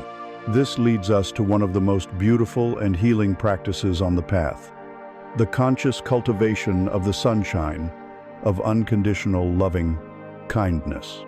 It leads us to the practice of metta. Resting in the vast, open sky of our true nature, we realize a profound freedom. We are not the storm clouds of our anger, nor the fog of our confusion. We are the sky itself, forever spacious and unharmed. This realization brings not only peace, but also a new sense of possibility. If we are the sky, then we are not condemned to a lifetime of gray and turbulent weather. We can, with gentle and conscious effort, choose to cultivate more sunshine. We can actively nurture the warmth of a clear and bright heart. This practice of intentionally cultivating the sunshine of unconditional friendliness is known in the Buddhist tradition as metta, or loving kindness. It is not a feeling we wait for passively. It is a skill we develop intentionally. It is the art of opening the heart and learning to walk through the world with that open heart as our guide. Before we begin to cultivate metta, we must be very clear about what it is and what it is not. In our language, the word love is stretched to cover a vast and often confusing territory. Metta is not the possessive, grasping, and often conditional love of romance. It is not a transactional affection that we offer only to those who please us or meet our needs. It is something far more stable, spacious, and radical. Metta is best understood as a universal, unconditional, and benevolent friendliness. It is a simple, heartfelt wish for the well-being of all living things, starting with ourselves. It is a baseline attitude of warmth that we can generate from within, independent of the actions or qualities of others. Think of the sun. The sun does not check to see who is worthy of its warmth before it shines. It shines equally on the saint and the sinner, on the flower and the weed, on the beautiful and the broken. Metta is the practice of becoming like the sun, radiating a steady, unconditional warmth from the center of our own being. It is not a feeling we have to force, but an intention we can choose to cultivate moment by moment. The practice of metta meditation, known as metta bhavana, or the cultivation of loving kindness, always begins in a place that, for many of us, can be the most challenging: with ourselves. We are often our own harshest critics. We are experts at finding our own flaws, replaying our own mistakes, and holding ourselves to impossible standards. The idea of offering love and kindness to ourselves can feel awkward, selfish, or even narcissistic. We might feel that we haven't earned it, that we are not worthy of it. But this is the most essential first step. Trying to offer genuine love to others when you are filled with self-criticism is like trying to pour water from an empty cup. It quickly leads to resentment, burnout, and a feeling of being drained. True compassion for others can only grow from a ground of compassion for oneself. It is not selfish. It is the necessary fuel for a generous heart. The practice itself is one of beautiful simplicity. You find a comfortable posture, a moment of quiet, and you connect with the gentle rhythm of your breath. Then, instead of just watching the breath, you begin to silently, gently offer a few phrases to yourself, like a heartfelt wish. The traditional phrases are a good starting point. May I be safe. May I be healthy. May I be happy. May I live with ease. You repeat these phrases slowly, letting them sink into your heart. You are not trying to conjure up a dramatic feeling. You are simply planting seeds. You are watering the intention of friendliness toward your own being.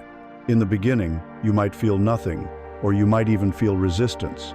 That is perfectly normal. You simply notice the resistance with the same kindness and continue planting the seeds. You are gently reversing a lifetime of self-criticism. It is a patient and tender process. Once you have established a foundation of kindness for yourself, you begin to expand the circle of your heart.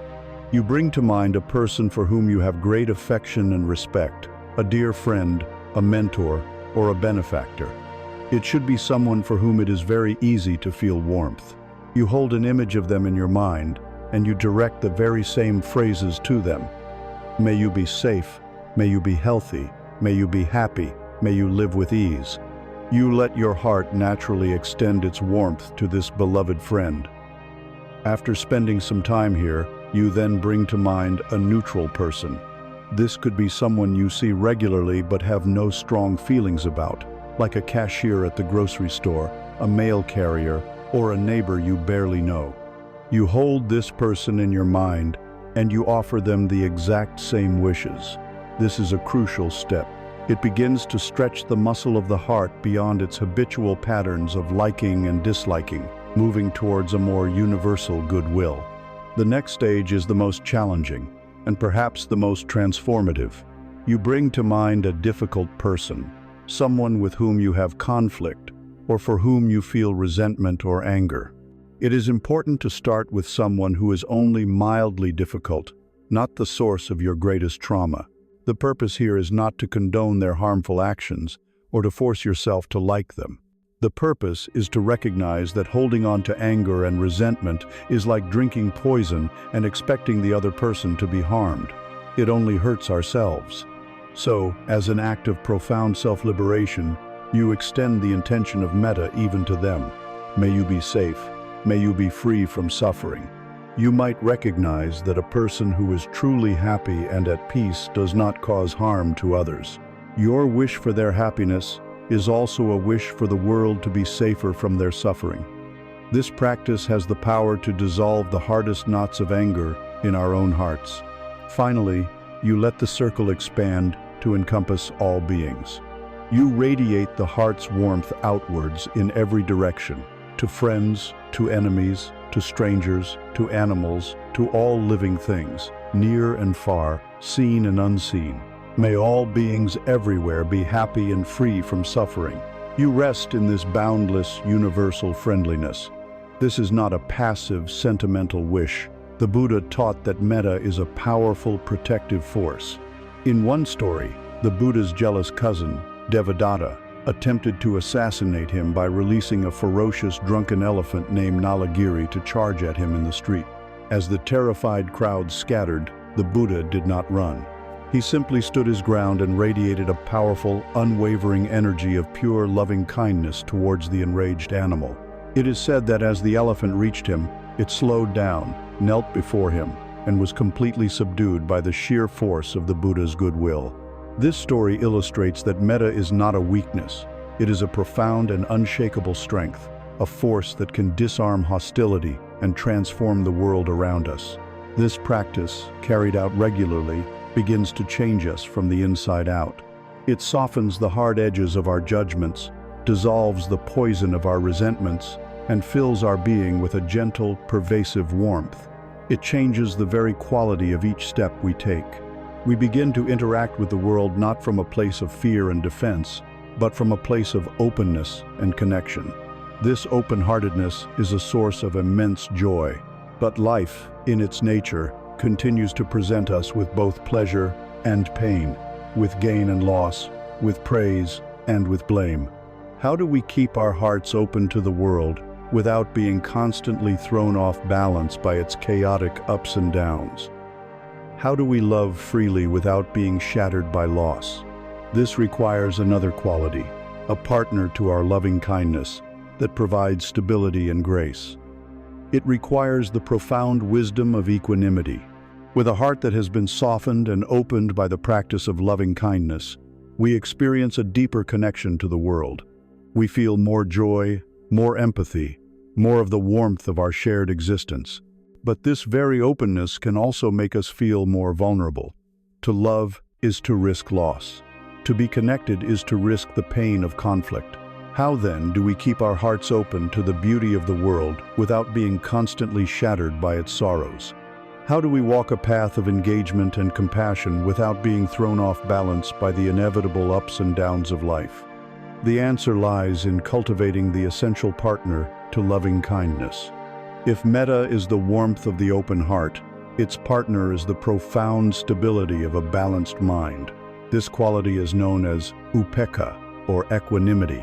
Life, in its very nature, is a ceaseless flow of changing conditions. The Buddha described these as the 8 worldly winds that blow constantly upon us all, without exception.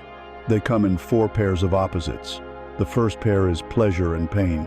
We experience the pleasure of a beautiful piece of music and the pain of a headache. The second is gain and loss. We gain a new job and we lose a precious possession. The third is praise and blame. We are praised for our accomplishments and we are blamed for our mistakes. And the fourth is fame and disrepute. We experience moments of public recognition and moments of being misunderstood or forgotten. Our conditioned response is to be like a leaf caught in these winds. When the winds of pleasure, gain, praise, and fame blow, we are lifted high into a state of giddy elation. We cling to these pleasant experiences, desperately trying to make them permanent, terrified of the moment they will cease. When the opposing winds of pain, loss, blame, and disrepute blow, we are dashed violently to the ground. We resist, we struggle, we despair, trying with all our might to push these unpleasant experiences away. Our inner peace becomes completely dependent on the direction of the wind. We are not free. We are a puppet, and the unpredictable world is pulling the strings. Equanimity is the practice of learning to be free. It is crucial to understand that equanimity is not the same as indifference or apathy. This is the most common misunderstanding. Indifference is a form of aversion, a closing down of the heart. It is the cynical, world-weary shrug that says, "I don't care anymore." It is a defense mechanism born of fear, an attempt to avoid pain by refusing to feel anything at all. Equanimity is the exact opposite. It is born not of fear, but of wisdom and profound love. It is the capacity to feel everything, to care deeply, but to do so from a place of unshakable inner balance. The indifferent person has shut the door to the world. The person with equanimity has opened all the doors and all the windows, but they are standing firmly in the center of the room, able to feel the breeze without being blown over. Equanimity allows us to say, "I feel the sting of this blame, but my peace is not dependent on praise. I feel the joy of this gain, but my peace is not dependent on possessions." Loving kindness without equanimity can become attachment, leading to burnout and what is often called compassion fatigue. Equanimity without loving kindness can become cold and sterile indifference. Together, they are the two wings of a great bird, giving it both the warmth to connect and the balance to soar. The classic image for equanimity is that of a great mountain. Imagine a vast, ancient mountain that has stood for millennia. The hot summer sun beats down upon its slopes, and the mountain does not say, "Oh, please stay forever." It simply accepts the warmth. The cold winter winds howl through its peaks, and the mountain does not cry out, "Go away, you are too harsh." It simply allows the wind to pass. Heavy rains lash its sides, and thick snows blanket its forests. The mountain remains. It is completely open and receptive to all weather, yet its fundamental stability, its deep, grounded peace, is never disturbed. It is a silent, majestic testament to the power of stillness in the face of change. To cultivate equanimity is to learn to become this mountain in the midst of the changing weather of our own lives. The practice of developing this mountainous stability is rooted, once again, in mindfulness. Specifically, it is the practice of watching our feelings, what in Buddhism is called vedana, without getting swept away by them. When a pleasant feeling arises perhaps from a compliment, a delicious meal, or a moment of success or practice, is to simply notice it clearly. We can say to ourselves, "A pleasant feeling is here." We allow ourselves to experience it, but we watch it with a wise attention that recognizes its impermanent nature. We don't immediately start clinging to it and scheming about how to get more of it. We just observe it, knowing it will pass. Similarly, when an unpleasant feeling arises from criticism, a disappointment, or physical pain or practice is the same. We turn towards it with a steady, mindful gaze and note, an unpleasant feeling is here. We don't resist it, we don't deny it, and we don't immediately distract ourselves from it. We investigate it with curiosity, feeling its raw energy in the body without getting caught up in the story our mind is telling about it. We are allowing the feeling to be there, knowing that it too, like a storm cloud passing in front of the mountain, will eventually change and dissolve. This is a profound training in non-reactivity. It is based on the deep wisdom of impermanence, the understanding that since all experiences are fleeting, it is foolish to build the mansion of our happiness on such shifting sands. Equanimity, then, is the ultimate inner strength, the quiet confidence of the mountain. It is the calm, spacious heart that allows us to walk through the world with both love and wisdom. We are no longer a feather tossed about by the 8 worldly winds. We discover a source of well-being within us that is not dependent on praise, on gain, on pleasure, or on fame. It is a peace that cannot be given to us by the world and therefore cannot be taken away. This profound inner balance does not make us withdraw from life. On the contrary, it gives us the courage to engage with it more fully and fearlessly. With this stability as our foundation, we are now able to look at some of the most powerful and seductive winds that blow through our modern society. The relentless winds of materialism and the conventional definitions of success, not with greed or with envy, but with a new and penetrating clarity. We are now equipped to ask one of the most important questions on our path. What is the true meaning of success, and what is a destination that is truly worth walking towards? Resting in the calm stability of equanimity, we find ourselves standing like a great mountain, able to watch the worldly winds of praise and blame, gain and loss, blow past without being shaken. This newfound inner strength gives us the clarity to examine one of the most powerful and relentless winds of all, the wind of conventional success. From the moment we are born into the modern world, we are swept up in its current. It is a current that flows inexorably in one direction, towards more. More money, more status, more possessions, more recognition. Success, we are taught, is a destination, a summit to be conquered, and its altitude is measured by the accumulation of external things. We spend our lives striving, climbing, and competing, believing that at this summit we will finally find a lasting happiness and peace.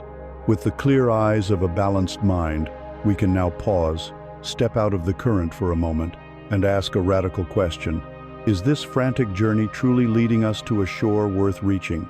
The path of conventional success often leads not to a peaceful summit, but to a state that Buddhist psychology describes with a hauntingly accurate metaphor: the realm of the hungry ghost. In ancient cosmology, a hungry ghost, or preta, is a being with a grotesquely large, empty stomach and a throat as thin as a needle. They are consumed by a ferocious, insatiable hunger and thirst. But because their throats are so small, they can never consume enough to feel full. No matter how much they devour, they remain perpetually starving. This is not just an ancient myth. It is a precise diagnosis of the modern consumer mindset. We are taught to be hungry ghosts, We are conditioned to believe that our happiness lies in the next acquisition, the next promotion, the next pay raise, the new car, the bigger house, the perfect relationship. We get the thing we desire, and for a fleeting moment, we feel a flicker of satisfaction. But almost immediately, the hunger returns. The new car becomes just a car. The new salary becomes the new baseline. The mind has already moved on to the next object of craving. This is the hedonic treadmill. We are running faster and faster, accumulating more and more, but we remain in the exact same place emotionally, wanting something else. It is a breathless, exhausting, and deeply painful way to live. The wisdom of the Buddha offers a revolutionary alternative. It suggests that true wealth is not found in having more, but in wanting less. This is perfectly illustrated in a story of a powerful king who, despite having every imaginable luxury, was plagued by anxiety and dissatisfaction. He heard of a monk who lived in a simple hut in the forest and was said to be a person of great peace and happiness. The king, intrigued and skeptical, went to visit him. He found the monk sitting serenely outside his small dwelling, radiating a palpable sense of contentment. The king looked at the monk's simple cloth robe and his empty begging bowl and asked, "How can you possibly be happy? You have nothing." The monk smiled and replied, "Your Majesty, I am happy because I want for nothing. My few needs are met, and my mind is at peace. But you have everything, and yet you still want more. Tell me, who is truly the richer man?" This simple exchange turns our entire definition of success on its head. It reveals that our richness is not measured by the size of our bank account, but by the spaciousness of our heart. This state of inner wealth is described by two beautiful Pali words, apicchata, which means having few wishes or modesty, and santuti, which means contentment. It is vital to understand that contentment is not the same as passive resignation or a lazy acceptance of a miserable situation. It is an active, joyful, and wise appreciation for what is already present. It is the profound realization that the essential conditions for happiness are not out there in some future achievement, but are available to us right here, right now, in this very moment. True wealth is the freedom from the gnawing anxiety of craving. It is the richness of deep, loving relationships. It is the immeasurable value of a mind that is at ease with itself, a mind that is not constantly at war with its own life.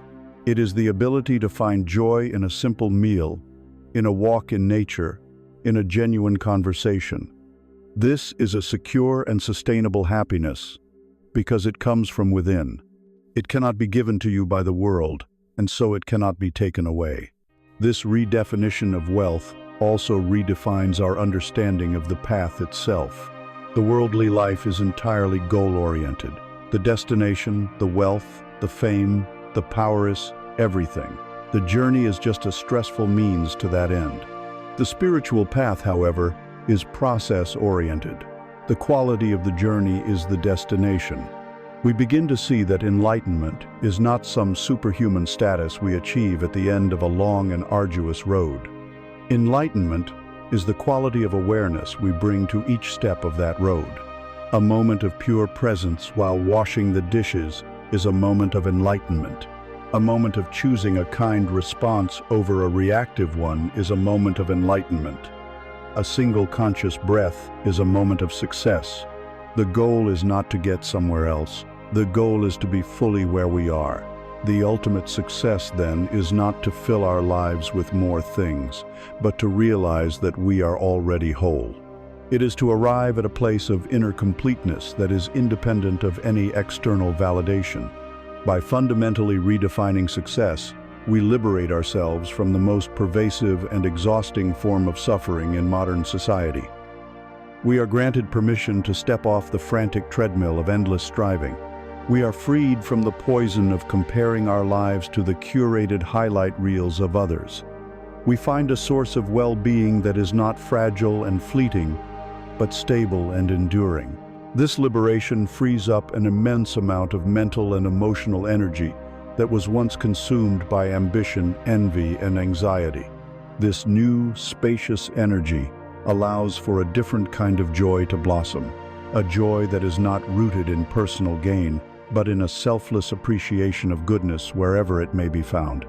Because we are no longer in a desperate competition with the world, we can finally begin to genuinely celebrate the happiness and success of others.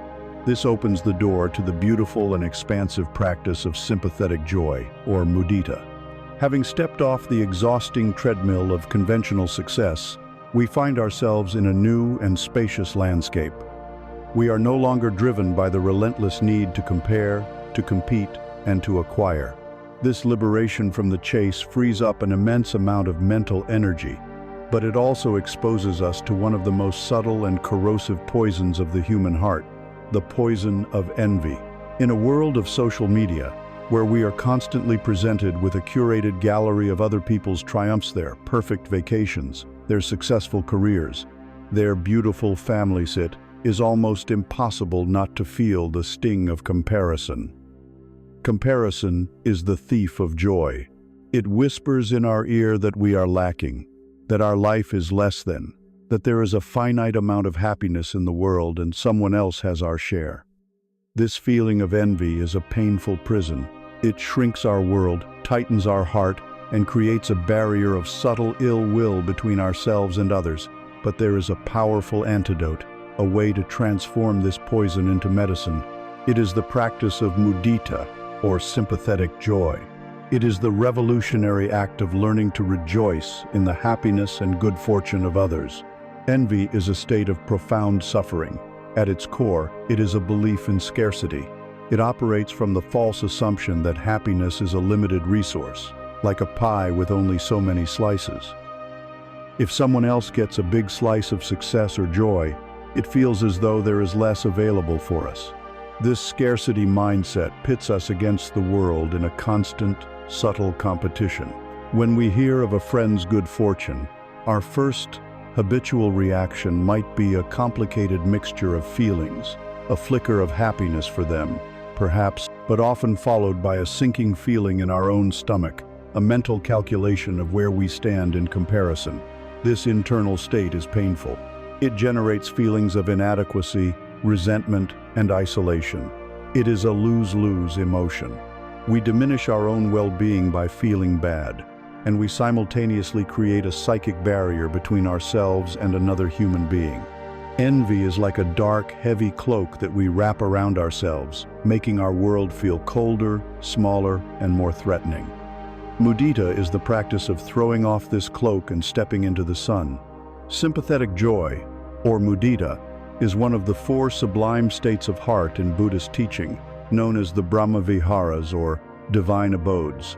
It stands alongside loving kindness, metta, compassion, karuna, and equanimity, upekkha, as one of the most beautiful and beneficial qualities we can cultivate. Mudita directly challenges the scarcity mindset of envy with a mindset of radical abundance. It recognizes that happiness is not a limited commodity. It is an infinitely renewable resource. The joy of another person does not diminish the potential for joy in the universe. It adds to it. The perfect metaphor for mudita is a simple candle. Imagine you are in a dark room, holding a single lit candle. Your flame represents your own joy. Another person comes into the room with an unlit candle. If you use your flame to light their candle, what happens to your own? Does your flame become weaker? Does your light diminish? Number, not in the slightest. Your own candle continues to burn just as brightly as before. But now, because of your generous act, the room as a whole is twice as bright. This is precisely how joy works. To rejoice in the happiness of another does not take anything away from you.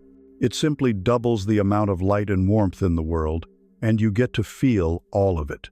Like all the practices we have explored, the cultivation of mudita is a skill, a training of the heart. We do not begin by trying to feel joy for our greatest rival. We start small and gently. In a formal meditation practice, you can begin by bringing to mind a very dear friend. Picture them clearly. Then, recall a time when they experienced a genuine success or a moment of pure happiness. Perhaps they achieved a lifelong goal, or fell in love, or were simply laughing with uninhibited joy. Instead of letting this be a passing thought, you consciously hold it in your heart. You allow yourself to feel the warmth of their happiness, and you can silently offer them phrases of encouragement such as, "My dear friend, I am so happy for you. I rejoice in your good fortune. May your happiness and success continue and grow." You are actively participating in their joy, turning your heart into a resonant chamber that amplifies their happiness. After practicing with a friend, you can move on to a neutral person, and eventually, even to a difficult person, wishing them happiness not because you condone their actions, but because you wish to free your own heart from the burden of ill will. While formal practice is helpful, the true power of mudita is unleashed when we bring it into the moments of our daily lives. This is how we rewire our habitual reactions. The next time you are scrolling through your phone and see a photo of an acquaintance on a beautiful trip, notice the first flicker of envy that might arise, and then, consciously, make a different choice. Take a single, mindful breath. Look at the photo again and intentionally generate a feeling of mudita. Think to yourself, how wonderful for them. They look so happy. I am glad they are having that beautiful experience. You are actively transforming a moment of potential suffering into a moment of shared joy. When a colleague receives praise for their hard work, instead of feeling a pang of competition, make the conscious effort to walk over and tell them, sincerely, "Congratulations. I'm so happy for you." You will notice that this act not only makes them feel good, but it fills you with a sense of warmth and expansive connection. You are replacing the tightness of envy with the openness of joy. Mudita is a revolutionary practice that frees us from the self-imposed prison of comparison and jealousy. It transforms the world from a competitive arena into a vast landscape of potential happiness. Every joyful person, every beautiful sunset, every act of kindness we witness is no longer a reminder of what we lack, but becomes a direct source of nourishment for our own heart. Our capacity for joy becomes boundless, because it is no longer limited to our own small personal successes. We learn to drink from the great, flowing river of human happiness that is all around us. This practice of feeling genuine joy for others does something profound to our sense of self. It begins to dissolve the hard, imaginary line that separates my happiness from your happiness. We start to see on a deep intuitive level that our well-being is intrinsically linked. Their joy is not separate from our joy. This dawning realization of our deep, radical interconnectedness is the gateway to one of the most beautiful and essential wisdoms of the path. It is the insight of interbeing. The practice of sympathetic joy, of feeling genuine happiness for others, begins to work a subtle magic on the heart. It gently erodes the hard, defensive walls we build around our sense of self. When we rejoice in another's success, the strict boundary between my happiness and your happiness begins to soften and blur. We start to feel, on an intuitive level, that our well-being is not a private, isolated affair, but is deeply interwoven with the well-being of everyone around us. This dawning realization is a doorway to one of the most profound, beautiful, and ecologically vital insights of the spiritual path. It is a concept articulated with luminous clarity by the Zen master Thich Nhat Hanh. He called it interbeing, in Vietnamese, tung tuk. It is the understanding that nothing in this universe exists by itself. Everything coexists, everything is interconnected, everything inter-is. To grasp this concept, let us engage in a simple but powerful meditation. Imagine you are holding a single fresh sheet of paper in your hands. We call it a sheet of paper, but let us look deeply into its nature. If we look with the eyes of awareness, we can see a cloud floating in the sky. Without the cloud, there can be no rain. Without the rain, the tree cannot grow. And without the tree, we cannot have this sheet of paper. So the cloud is in the paper. If we look again, we can see the sunshine. The sunshine is essential for the tree's photosynthesis. the process that creates the very fibers of this paper. So the sun is also in the paper. Now look deeper. We can see the logger who cut down the tree. We can see their parents and their parents' parents. We can see the wheat in the field that became the bread for the logger's lunch. We can see the person who manufactured the saw, the person who drove the truck, the person who worked in the paper mill. If we were to remove any one of these so-called non-paper elements, the sun, the cloud, the logger, the wheat field, the sheet of paper in our hands could not exist. It is made up entirely of things that we do not call paper. It is empty of a separate, independent self, but it is full of the entire cosmos. It inter-is with everything. Now, look at your own hands holding this imaginary sheet of paper.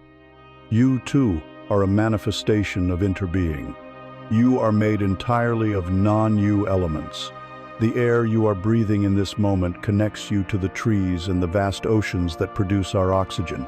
The food that gives you strength connects you to the earth, the rain, the sun, and the countless farmers and workers who brought it to you. The thoughts you are thinking are shaped by a language and a culture you did not invent. The love and kindness you have received from your parents, your friends, and your teachers are all woven into the fabric of your being. To see yourself in this way is to understand that the notion of a separate, isolated self is a profound illusion. You are a focal point, a temporary and beautiful expression of the entire universe. You have never been, and you can never be, alone. An ancient Buddhist scripture, the Avatamsaka Sutra, describes this reality with an even more dazzling metaphor: the celestial net of the god Indra. Imagine a vast, infinite web that stretches out in all directions, through all of space and time. At every single knot where the threads of this web cross, there hangs a single, perfectly polished, multifaceted jewel. The wonder of this net is that if you were to look closely into the surface of any one jewel, you would see the shimmering reflections of every other jewel in the entire, infinite net. And each of those reflections, in turn, contains the reflection of all the other jewels and so on into infinity. Each of us is one of these jewels. Our existence is nothing other than the reflection of all other beings, and their existence is nothing other than the reflection of us. When one jewel shines a little more brightly, that brightness is instantly reflected in every other jewel. When one jewel is covered in a little dust, that shadow is cast across the entire web. This image reveals both the beauty and the immense responsibility of our interconnectedness. We are not just isolated actors. We are co-creators of our shared reality. Let us bring this cosmic vision down to earth, to the simple act of taking a single step. When we look at our next step through the eyes of interbeing, it is transformed. The strength in our leg that lifts our foot is a gift from the sun, the rain, and the soil, transformed into the food we ate. The solid ground that receives our foot is the earth, our great mother, supporting us unconditionally. The air that we move through connects us to every other breathing being on the planet. The intention to walk towards a more peaceful life is an inheritance from all the wise teachers and compassionate ancestors who have walked this path before us. Our simple, personal step is revealed to be a cosmic event. The entire universe conspires to make that single step possible. When we truly feel this, our walk is no longer a mundane act of getting from one place to another. It becomes a sacred dance of connection. It naturally gives rise to a profound sense of gratitude for all the countless conditions that support our existence in this moment. And it gives rise to a profound sense of responsibility, the understanding that this step, this action, will ripple out through Indra's net, affecting everything. To walk with this awareness is what Thich Nhat Hanh meant when he said we should kiss the earth with our feet. It is an act of peace, an act of love for the whole interconnected web of life. The wisdom of interbeing is the ultimate antidote to the pain of loneliness and separation. It is the realization that we are not a lonely drop, but a vital and inseparable part of the great ocean of life. We are held, supported, and nourished by the entire universe, and the universe is, in turn, held, supported, and nourished by us. This understanding infuses every small, mundane act with a sense of sacredness. If a single sheet of paper contains the cosmos, what about a simple cup of tea? What about the act of washing a dish? What about the simple act of listening to a friend? The insight of interbeing dissolves the artificial wall we build between our spiritual life and our ordinary life. It reveals that any action performed with mindful awareness and a heart of connection can be a profound meditation.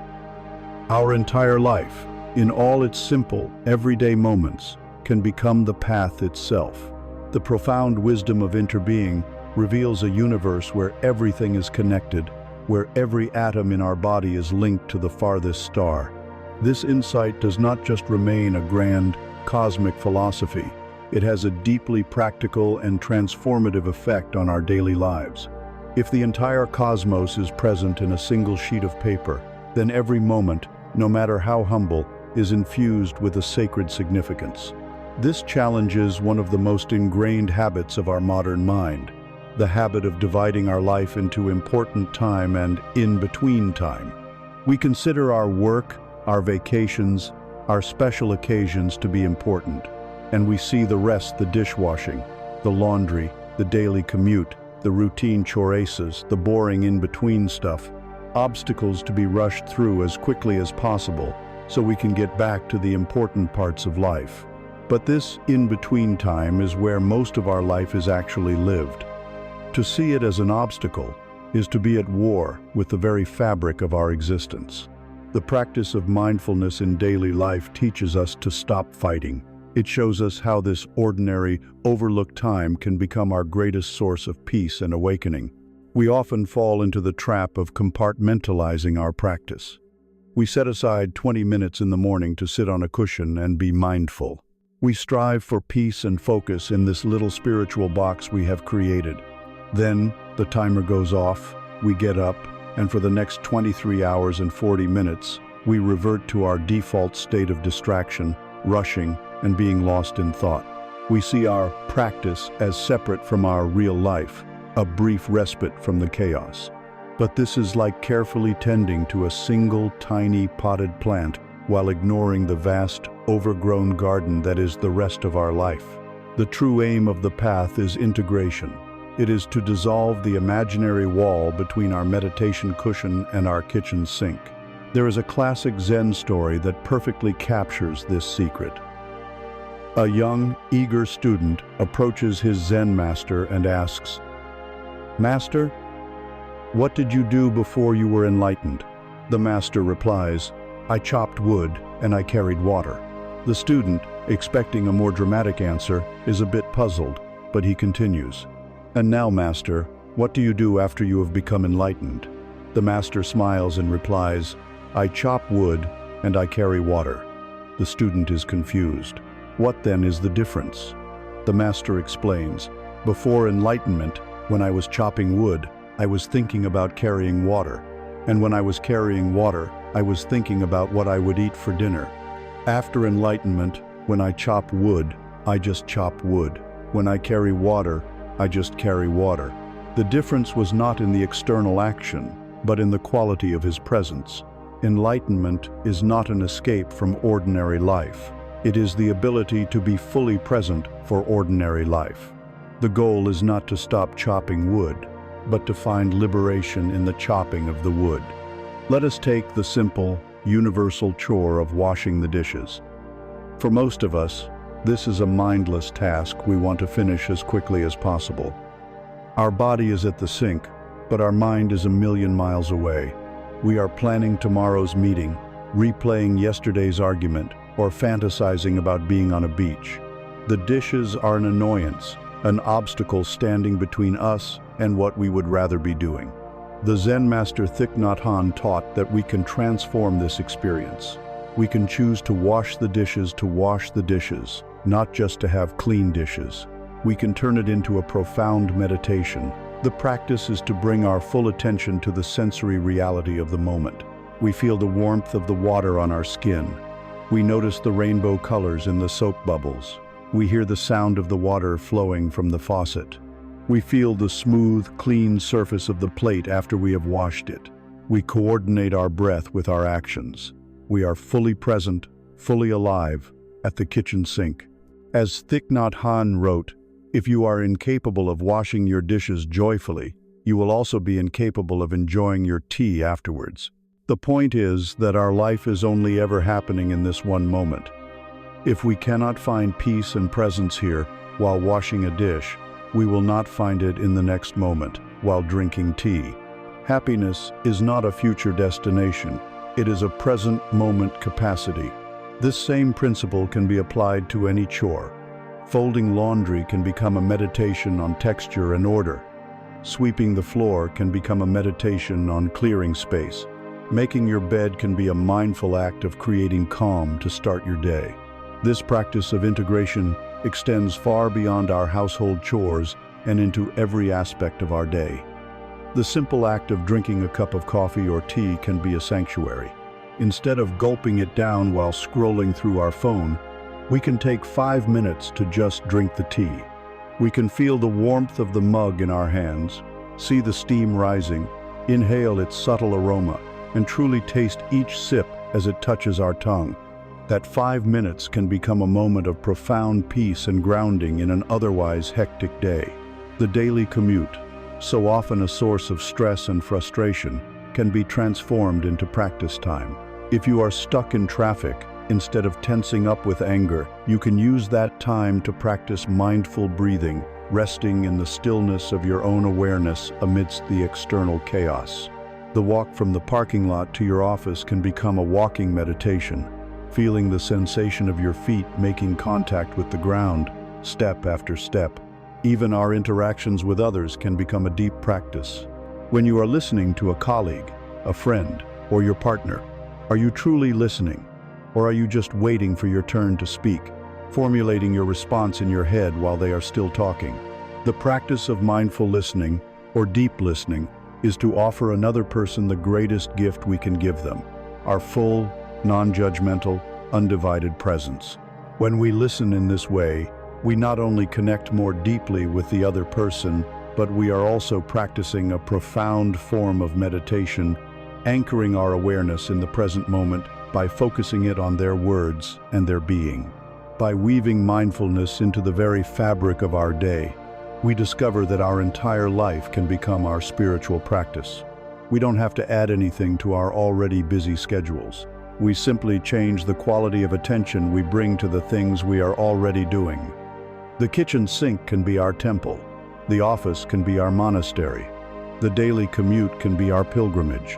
When we begin to live in this way, a beautiful and miraculous transformation occurs. The things we once considered mundane and boring, the in-between moments we used to rush through, are suddenly revealed to be rich with texture, beauty, and a quiet, simple wonder. We begin to find the sacred, not in some distant, heavenly realm, but right here, in the heart of our imperfect, ordinary, and precious human life. By weaving the thread of mindfulness into the fabric of our daily lives, something extraordinary begins to happen to the ordinary. The simple act of washing a dish or drinking a cup of tea, when done with our full presence, ceases to be a mundane chore and becomes an experience rich with texture and life. This emerging ability to be present for our life as it is opens a doorway to a new way of seeing the world, a way that finds a quiet and profound magic hidden in plain sight. We live in a culture that is obsessed with the spectacular. We are encouraged to chase peak experiences, to collect dramatic moments, to curate a life that looks impressive from the outside. We believe that life's meaning is found in the grand gestures, the thrilling adventures, and the momentous occasions. And in this relentless search for the extraordinary, we have lost the ability to appreciate the miracle of the ordinary. We have been taught to look for magic in all the wrong places. This constant search for the spectacular is a subtle form of dissatisfaction with the life we actually have. We scroll through images of other people's adventures and feel a pang of longing, a sense that real life is happening somewhere else, to someone else.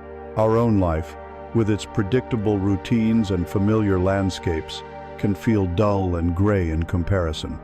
We become restless tourists in our own existence, always looking over the horizon for the next big thing, the next thrill, the next experience that will finally make us feel alive. This creates a state of perpetual seeking, a low-grade anxiety that we are somehow missing out.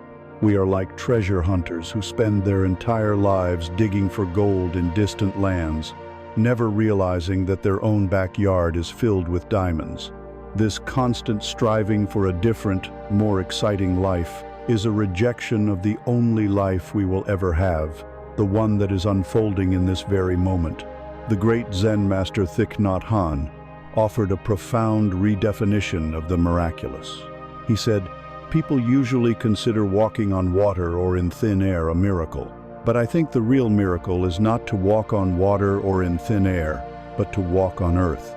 We spend so much energy dreaming of supernatural feats or dramatic, life-altering events that we completely fail to appreciate the staggering, incomprehensible miracle of our current reality. Is it not a miracle that you are here, on this beautiful planet, breathing? Think of the sheer improbability of your existence, the billions of years of cosmic evolution, the delicate balance of atmospheric gases, the unbroken chain of ancestors that all had to survive for you to be here. Reading these words, is that not a miracle? What about the simple act of taking a breath? The air enters your lungs, infuses your blood with life-giving oxygen, and sustains your entire being, all without any conscious effort from you. It is a gift given freely, moment after moment. The warmth of the morning sun on your skin, the intricate, perfect geometry of a snowflake, the taste of clean, cool water when you are thirsty, are these not miracles? We have simply become so accustomed to them that we have forgotten how to see them.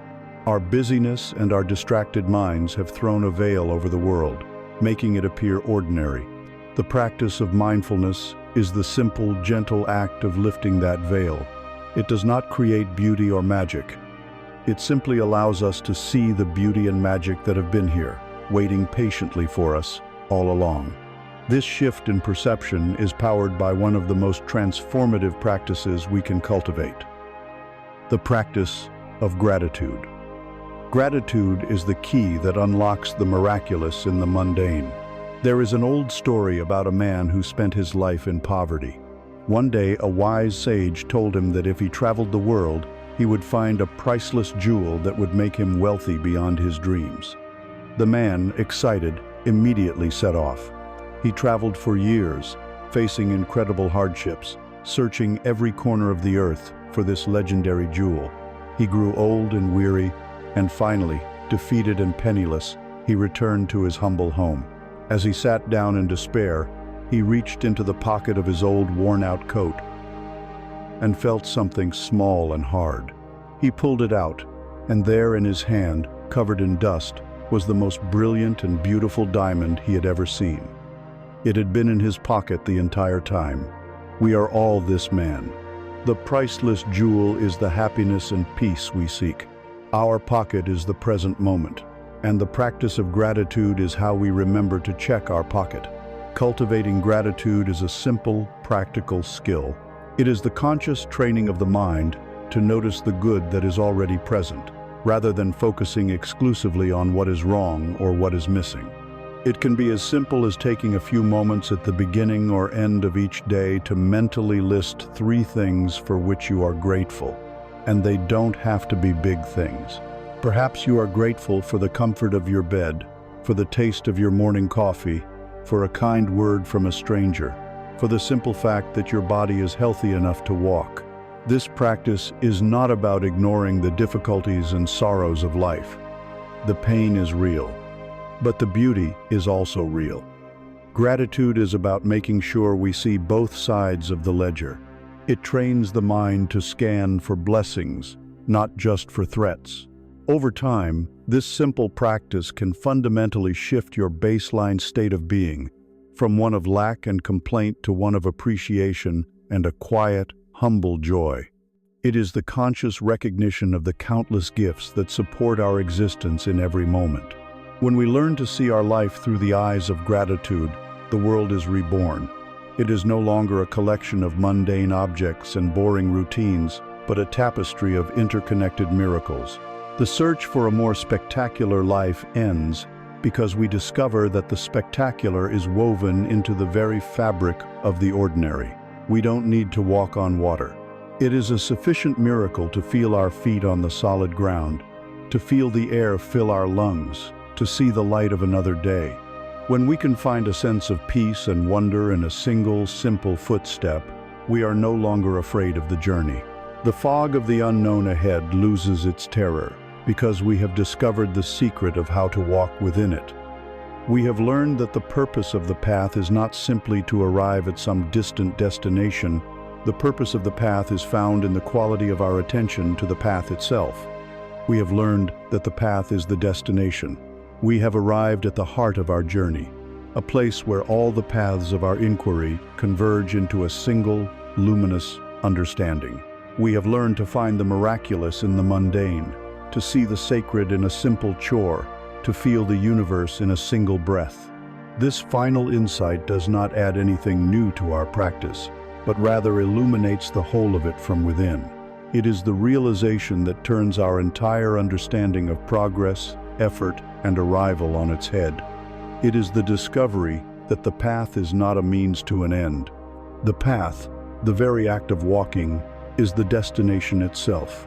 Let us cast our minds back to our starting point, to the image that began our journey together. We were a lone traveler, standing on a path shrouded in a thick, impenetrable fog. Our shoulders were tense, our gaze was fixed on the impenetrable whiteness ahead, and our mind was filled with a single, anxious question: how do I get out of here? Where is the end? Our peace, we believed, was located somewhere on the other side of the fog, at a distant destination. The journey was an obstacle, a stressful ordeal to be endured in order to reach the prize of a clear and predictable future. Our suffering was rooted in this desperate, future-oriented striving. Look now at the journey we have taken since that moment. Each step has been a gentle turning away from that distant, imagined destination and a turning towards the immediate, tangible reality of the path itself.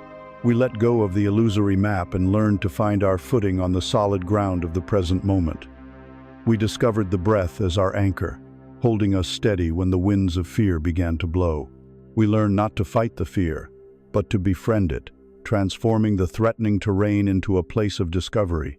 We learned to walk not with the brute force of a desperate striver, but with the wise and balanced energy of right effort, tuning the instrument of our being. We redefined success, letting go of the world's frantic chase for more, and found a richer treasure in contentment.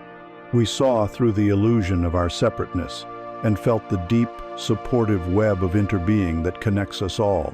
And finally, we learned to find wonder and magic, not in some spectacular future, but in the simple, ordinary grace of this very step. Do you see the great reversal that has taken place? We began believing that the purpose of the path was to reach the destination. We have come to realize that the purpose of the destination is simply to inspire us to walk the path. The transformation does not happen upon arrival, it happens in the walking. There is a story of an earnest pilgrim who travels for many weeks to find a great spiritual master living in the mountains. After a long and arduous journey, he finally arrives at the master's simple dwelling and asks the question that has been burning in his heart. "Master, I have come so far. Please, show me the way to the sacred summit of enlightenment."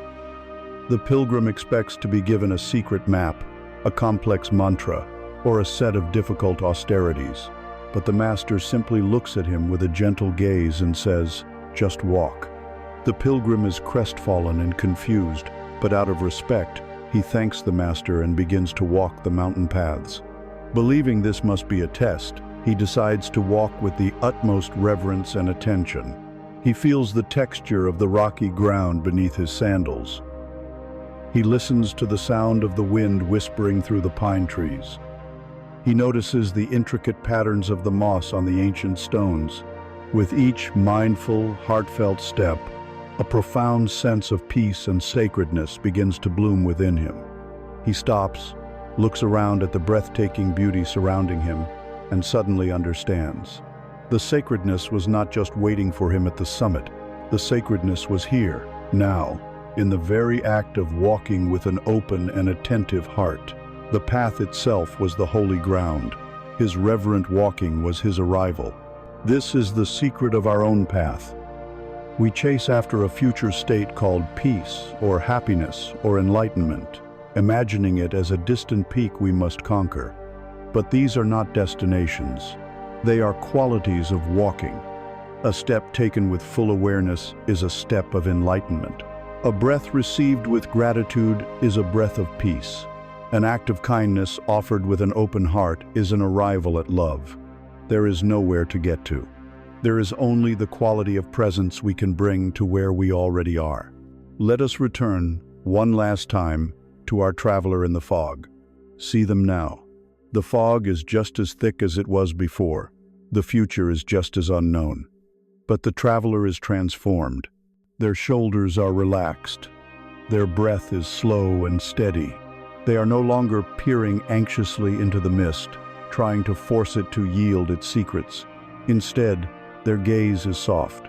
They feel the cool, damp touch of the fog on their cheeks and are grateful for its gentle kiss. They hear the muffled chirp of a hidden bird, and they smile, sharing in its simple song. They are not fighting the uncertainty. They are at home in it. They are not worried about what lies 10 steps ahead, because they have discovered the infinite richness, completeness, and peace that is available in this one step. They have realized that this single, mindful, compassionate step is not a means to an end. This step is the whole of the journey and the whole of the destination combined. In this moment, on this small patch of earth, they are utterly and completely home. This is the culmination of our practice. It is the freedom from the tyranny of becoming and the joyful acceptance of our being. It is the end of the desperate search for something more, and the discovery of the profound sufficiency of what is. When the path becomes the destination, our ceaseless striving ends, and a new kind of living begins, a life not of anxious pursuit, but of graceful unfolding. We have walked a long way together, not over miles of land, but through the inner territories of the heart and mind. We have journeyed from fear to trust, from agitation to stillness, from the illusion of separation to the truth of connection. Now, with the wisdom gathered from this journey, it is time to step out of the parables and the teachings and to summarize, in the clearest possible terms, the message we can carry forward into the heart of our own precious, ordinary, and miraculous lives. Our long walk together is now drawing to a close.